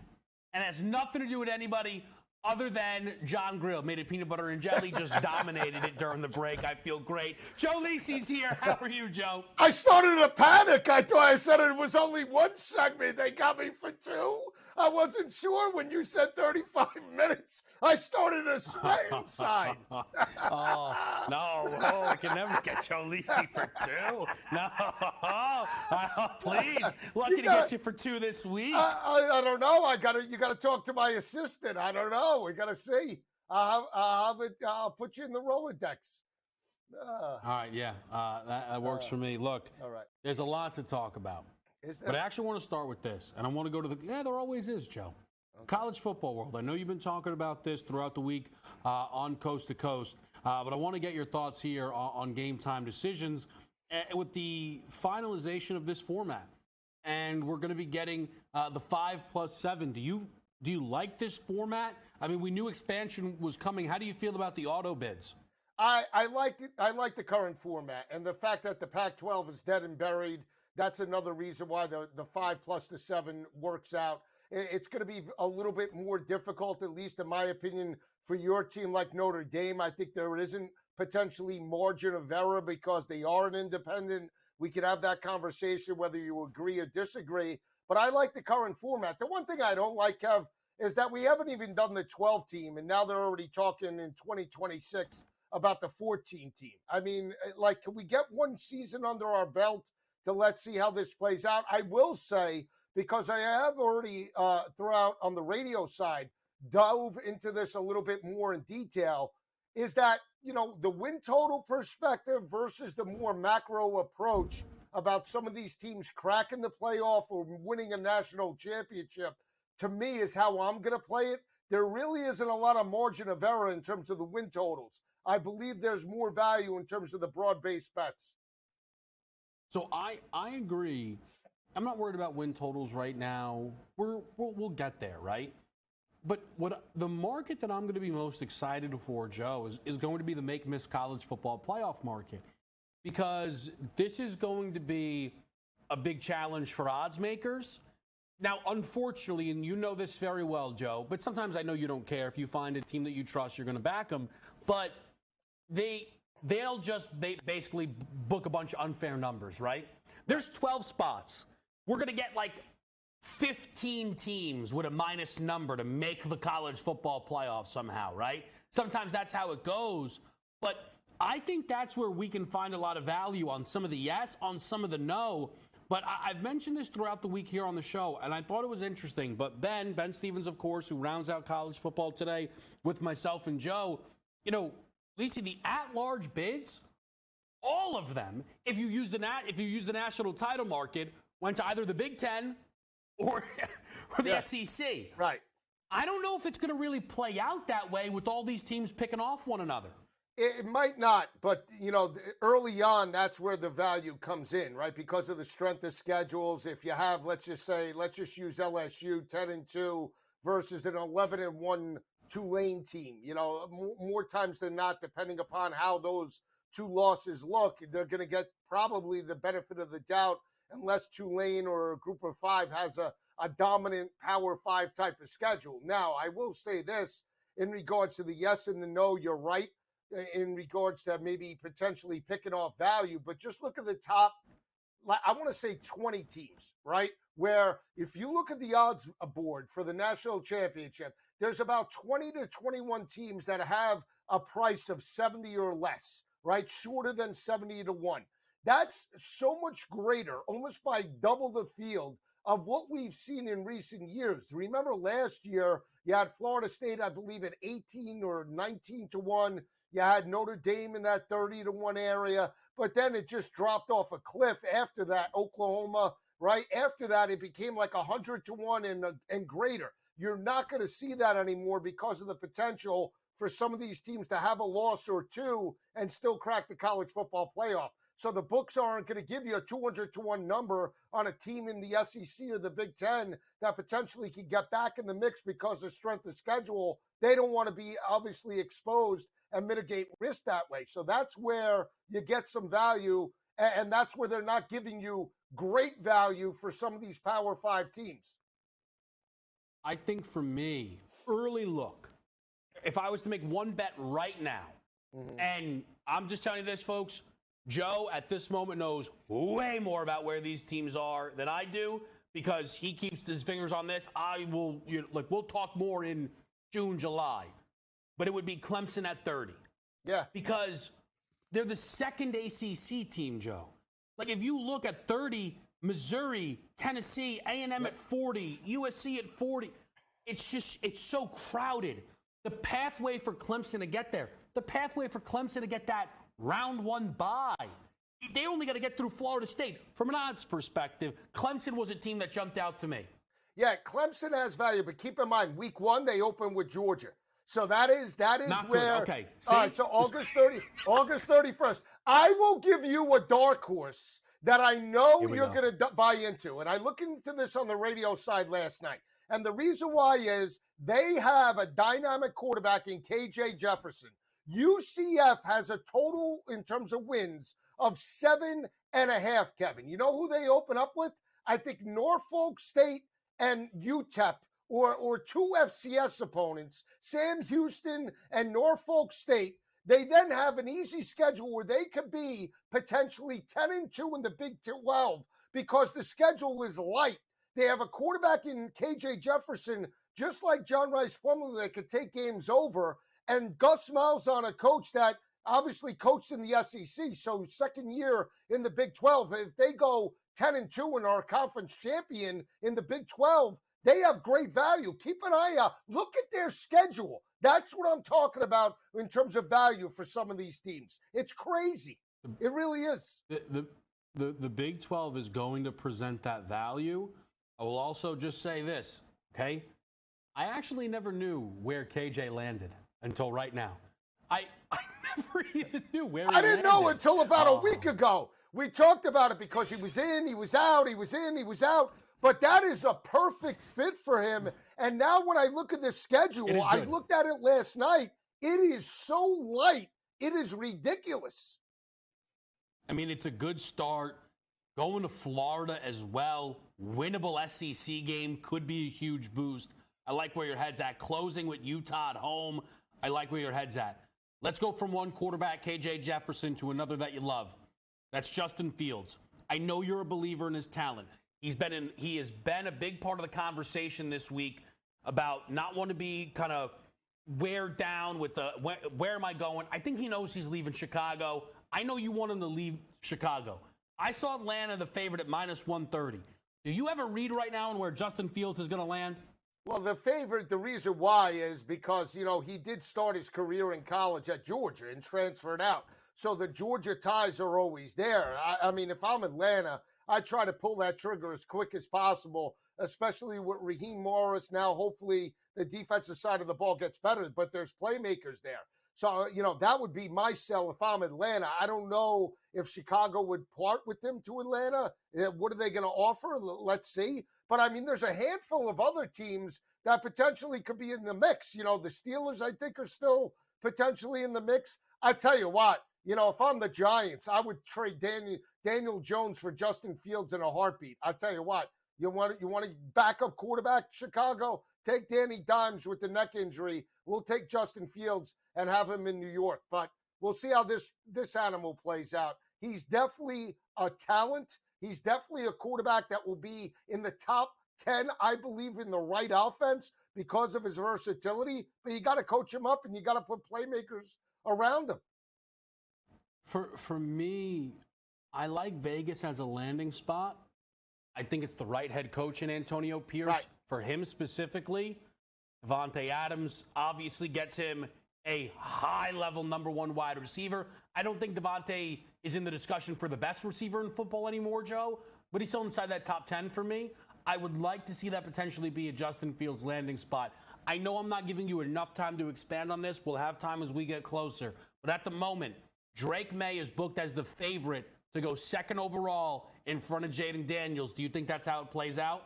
No, I told Ben I would bet almost everything that I know in terms of college football that doesn't happen, especially if it's Washington. You cannot go in with Josh Harris and a new regime and take another North Carolina quarterback after Sam Howell. And I understand Sam Howell was taken in the middle rounds. But if that's the sell for Washington, that we got you Drake May, that fell off a cliff in back-to-back years, didn't step up against elite competition, couldn't make his team better, and you have Jaden Daniels staring you in the face, it would be a huge disservice to the fan base. So I don't care that he's the favorite. To me, it's Jaden Daniels. I'll take that plus 160 bet for Daniels to go over Drake May because there's no shot Washington's doing it. I agree. I think also, Cliff Kings, but Drake May is mobile. I don't want to. It's levels of mobility, though. It's levels of mobility. Drake May is mobile.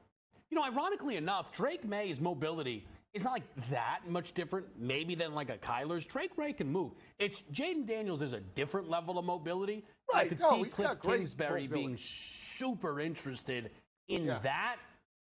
Time will tell. Time will tell. I'll just tell you this. Washington drafts Jaden Daniels. I'm going to run back some tape from Pro Football Today, and you're going to be real interested in a couple of Commanders prices. That's my guy. Joe Lisi, Dave Sharapan is in next right here. It's Game Time Decisions. Oh, I didn't get a scissor.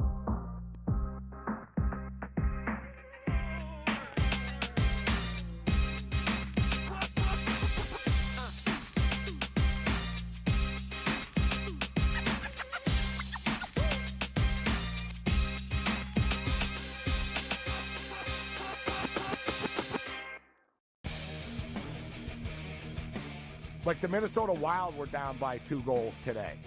They were down by 3 goals, actually, today at one point. And they came back and won. Like teams like, the Edmonton Oilers and the Coyote game went back and forth. The NHL really, you could argue, really is the best sport for in-game betting where you can pull the trigger on both teams. Sports Rage Late Night, only on SportsGrid. The Bostonian versus the Book. The first unanimous number 1 team this season in the AP poll, which is the kiss of death. True. Right now, given what we've seen winning on the road in college basketball, it's a kiss of death to walk in there as a unanimous number 1 team in the country. Everyone says you're awesome. Everyone's telling you how great you are. And you go up against a coach, who has your number for the most part. The Bostonian versus the Book. Guess what? Rock fight alert. Rock fight alert. Look at this Missouri-Tennessee score at the under 16. 1-0 Missouri. What is that? Watched the entire Penguin game on Sunday. Been watching a lot of their games. I feel like we're seeing the end of the empire. There's talk of them maybe trading some big names. Game Time Decisions, only on SportsGrid. I think you try to trade Mikal Bridges. I think he's someone that is a 3-and-D guy, can score, and his game is elevated since leaving Phoenix, even though his game has maybe regressed a little bit from last year. As the number 2 option, Mikal Bridges can fetch you, I would say, at least 3 first-round draft picks.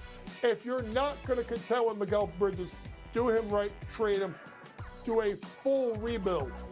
Betting above the rim, only on SportsGrid. It's smarter to be on SportsGrid, your 24/7 sports wagering network.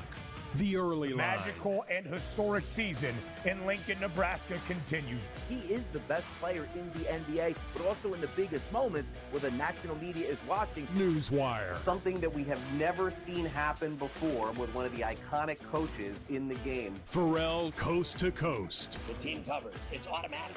It's every time. Not sometimes. It's every time. Game Time Decisions. Luka is actually far more dangerous from 3 on the road this year than at home. This game here tonight, you may want to consider taking as many points as humanly possible. In-game live, prime time. We got not 1, but 2 coaches fired systems in place. Sports Rage This Late sort Night. of has letdown written all over it. It's going to be hard to match the emotion that they played with the other night. It's smarter to be on SportsGrid.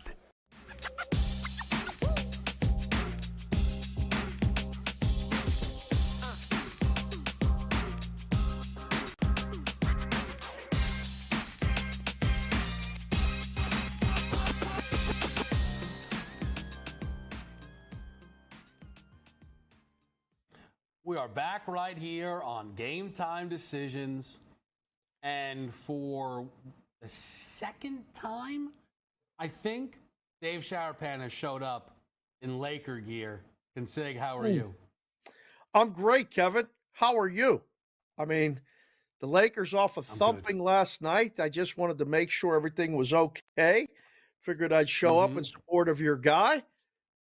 Like purple. I've been told that purple's one of my colors. So, yeah, we got the purple stuff. We got the classic hat with all the patches. Lakers. All Lakers. Yeah. Big need tonight for the books tonight. The Laker game. Yeah. I'm sure they need the Lakers. They need them to do what they always do. What's that? 4-point game with 2 minutes left? Uh-oh. Now you're talking. Uh-oh. Yeah. Yeah, That's I think perfect. the only question, folks, on that double-digit line is, do the Spurs win? I mean, they're already sleeping inside that tent. They already built up a lot of condos. They're comfy cozy inside that number. Believe it or not, though, Consig, I can't help myself these days. We start with the ice. We got to start with an ice breakdown. What? There's only 3 games on the ice. I figured you took the night off the ice tonight. What was I thinking? First of all, Sid the Kid last night, I'll say this. He got the assist. It was only the assist. I still didn't want to pay minus 140, though. Now, it's weird, right? Because I'm saying that despite the fact it would have been a winner. But I think ultimately right now, for me, with me betting on the ice, I'm not there yet, right?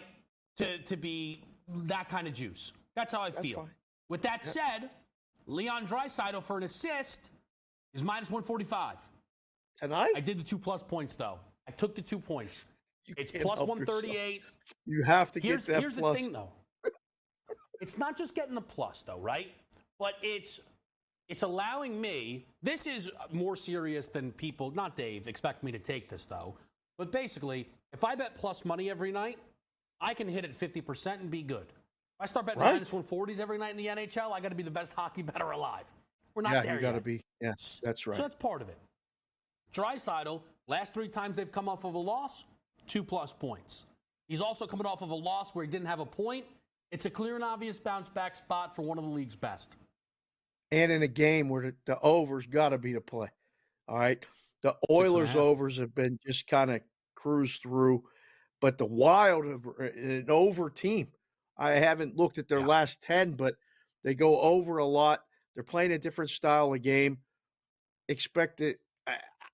I'm saying this right now. You might have this bet in before the third period starts. We'll put that one in the memory banks. That's you won't. good. You won't even need to take a nap. It'll be done. Just go to bed. It's cashed. Now, the second thing I have tonight is from the Daily Special tab. And I was talking with someone about this before. I don't really know what it is, but for whatever reason, there are more specials available on the ice on FanDuel than any sport. It's very interesting. But I decided to play a daily special, and they had the home away numbers for tonight. For me, it was a little, look, we're dabbling, but it was a 3-game board, right? Yeah. So I was able to see what was in front of me. Right. I played home, more goals, plus 120 on tonight's board. Blue Getting the home and a Jackets, plus is Blackhawks, obviously Oilers. enticing. Okay. I see what you're doing there. You can tell me if Winnipeg, Chicago's the worry, right? Because Winnipeg's the biggest favorite on the board tonight. Yes. But, and look, Edmonton's the only home favorite. But if Edmonton's on, right, they can separate from a team. We know that. Yes. We know that. And if I can get an upset in the first 2 games with Columbus or Chicago, we should be good to go. Listen, all we got to do is match them in the one game. If you can match them and we just get a 3-2 or 4-3, that's fine. Because I think Edmonton can win by 2, and you're set up for. Listen, that's going to be a sweat. That's going to be a sweat because Winnipeg's supposed to probably beat up the Blackhawks pretty good. I mean, a 5-2 game there, Winnipeg wins. We may have to keep that one in the barn, but we'll see. I like this dabble. I like you looking at this stuff. Salami next, home away goals. It was 18.5. It was 18.5. for the day. Oh, that's a good number. Oh, that's a good number. Over slightly juiced? Over 138. slightly juiced. Oh. It's kind of strongly juiced. Which way were you Stay thinking? away. You wanted over, I don't know. didn't you? See, I'll tell you this. Well, of course I did. Of course I did. Come on, I don't know if I'll ever bet a Grand Salami under. That's crazy. That doesn't make sense. But the thing is, if that gets over, the Blackhawks are going to surprise some people tonight. I'm wondering if Chicago stuns. I don't know. You know what I'm prepared for? I'm prepared for Blue Jackets and the Blackhawks to win outright and Edmonton to drop a second game in a row. Is what I really I'm getting ready for it mentally. That's what I'm getting ready for. Oh, that can't happen. Listen, if you get the both home teams winning the first games, I think your bet's good. If you get both home teams win, I think you're good. And that might leave you a hedge opportunity. I know you don't like to do that, but you just bet on Minnesota in that spot. Can't lose. Wow.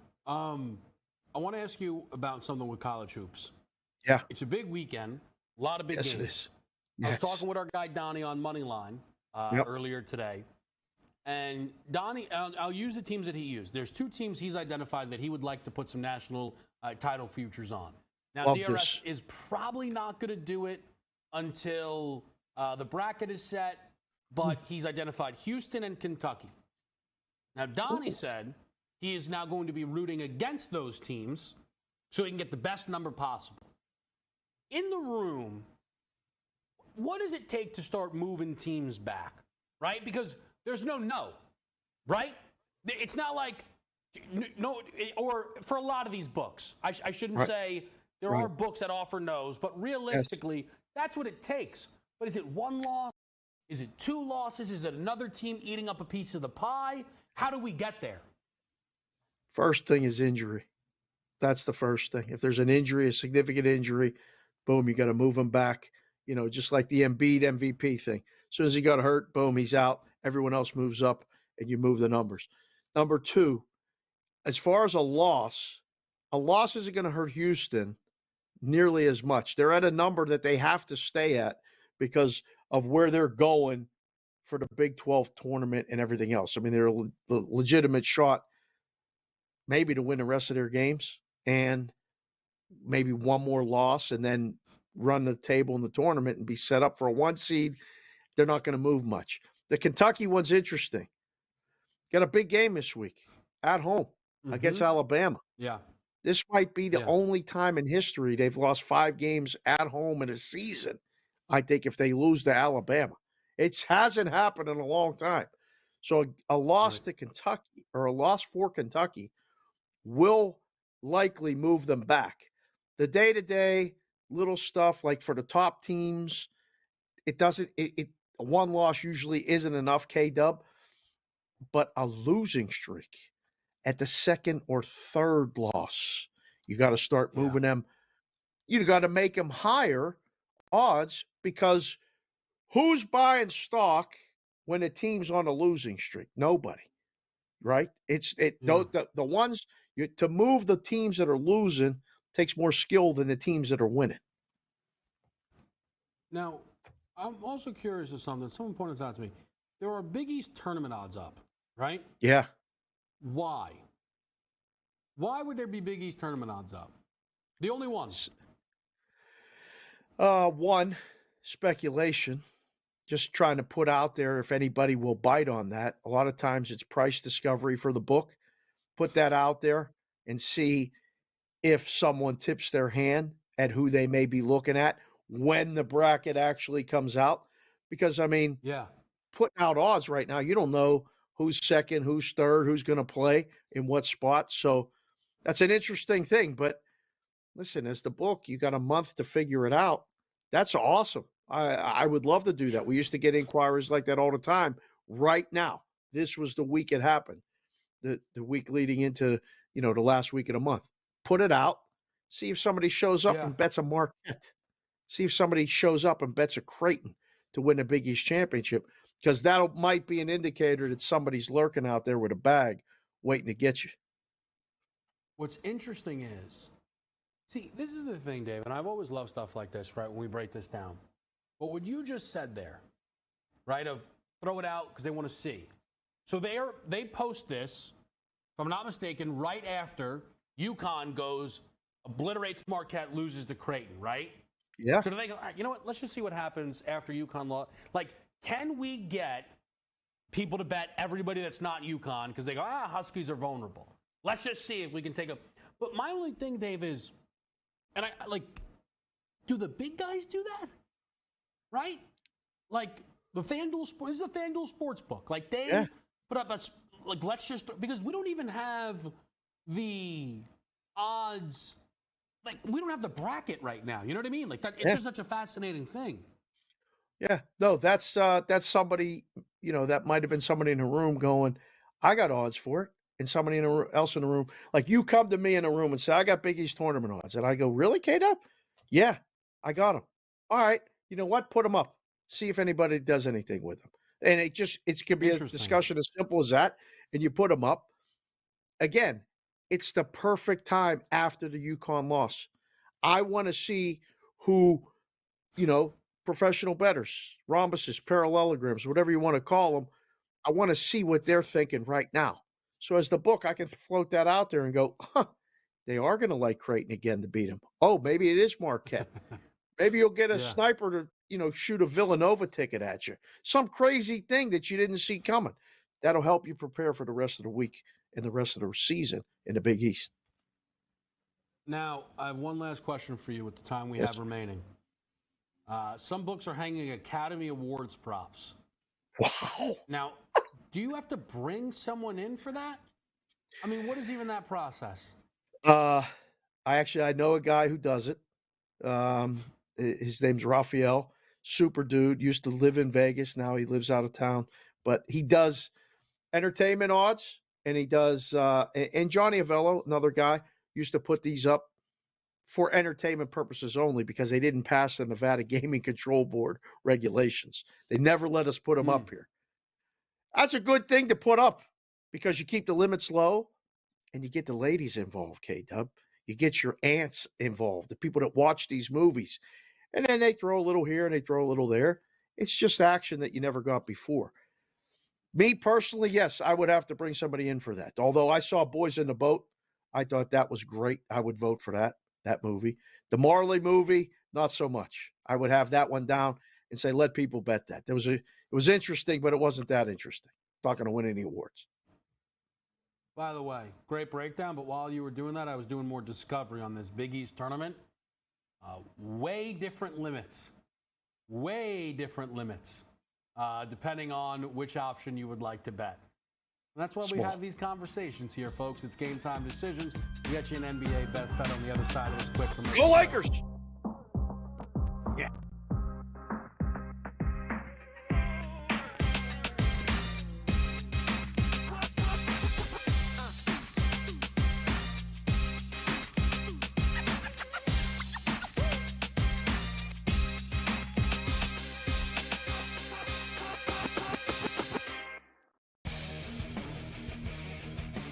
Like the Minnesota Wild were down by 2 goals today. They were down by 3 goals, actually, today at one point. And they came back and won. Like teams like, the Edmonton Oilers and the Coyote game went back and forth. The NHL really, you could argue, really is the best sport for in-game betting where you can pull the trigger on both teams. Sports Rage Late Night, only on SportsGrid. The Bostonian versus the Book. The first unanimous number 1 team this season in the AP poll, which is the kiss of death. True. Right now, given what we've seen winning on the road in college basketball, it's a kiss of death to walk in there as a unanimous number 1 team in the country. Everyone says you're awesome. Everyone's telling you how great you are. And you go up against a coach, who has your number for the most part. The Bostonian versus the Book. Guess what? Rock fight alert. Rock fight alert. Look at this Missouri-Tennessee score at the under 16. 1-0 Missouri. What is that? Watched the entire Penguin game on Sunday. Been watching a lot of their games. I feel like we're seeing the end of the empire. There's talk of them maybe trading some big names. Game time decisions. Only on SportsGrid. I think you try to trade Mikal Bridges. I think he's someone that is a 3-and-D guy, can score, and his game is elevated since leaving Phoenix, even though his game has maybe regressed a little bit from last year. At the number 2 option, Mikal Bridges can fetch you, I would say, at least 3 first-round draft picks. If you're not going to contend with Mikal Bridges, do him right, trade him, do a full rebuild. Betting above the rim. Only on SportsGrid. It's smarter to be on SportsGrid. Your 24/7 sports wagering network. The early line. Magical and historic season in Lincoln, Nebraska continues. He is the best player in the NBA, but also in the biggest moments where the national media is watching. Newswire. Something that we have never seen happen before with one of the iconic coaches in the game. Pharrell coast to coast. The team covers. It's automatic.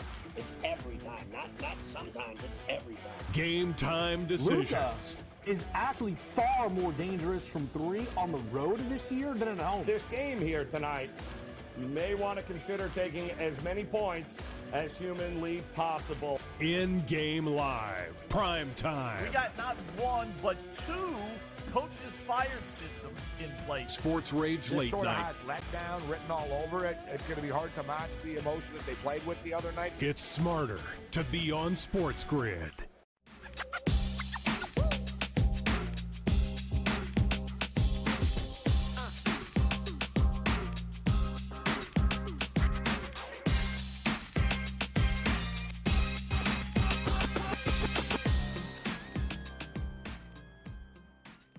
Closing out Game Time decisions with you on a Friday night. In-game live is up next, so make sure you stay dialed right here on SportsGrid.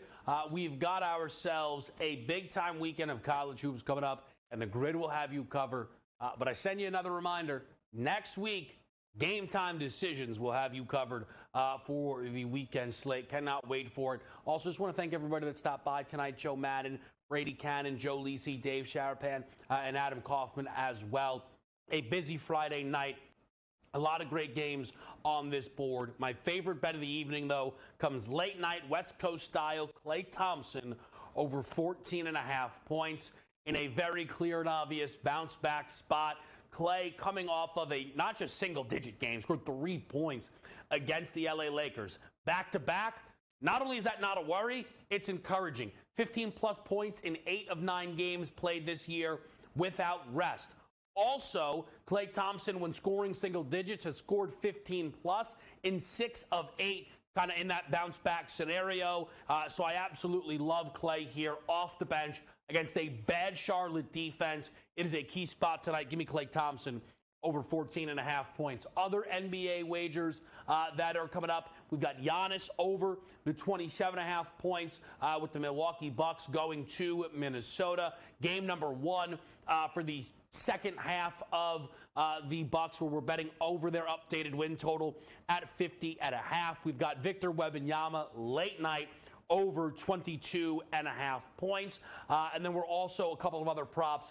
James Harden over 13.5 rebounds plus assists. Jimmy Butler over 31.5 points, rebounds, and assists. And our only side tonight, a couple of interesting spots, but the Washington Wizards get our money. Hopefully they can return it to us here, catching 16.5 from the Oklahoma City Thunder. That will do it. It has been a fun night here on Game Time Decisions. Again, I am Kevin Walsh with you, which I messed up at the intro, but got on the outro. Klay Thompson, make it happen, 14.5. We'll see you next week right here on SportsGrid.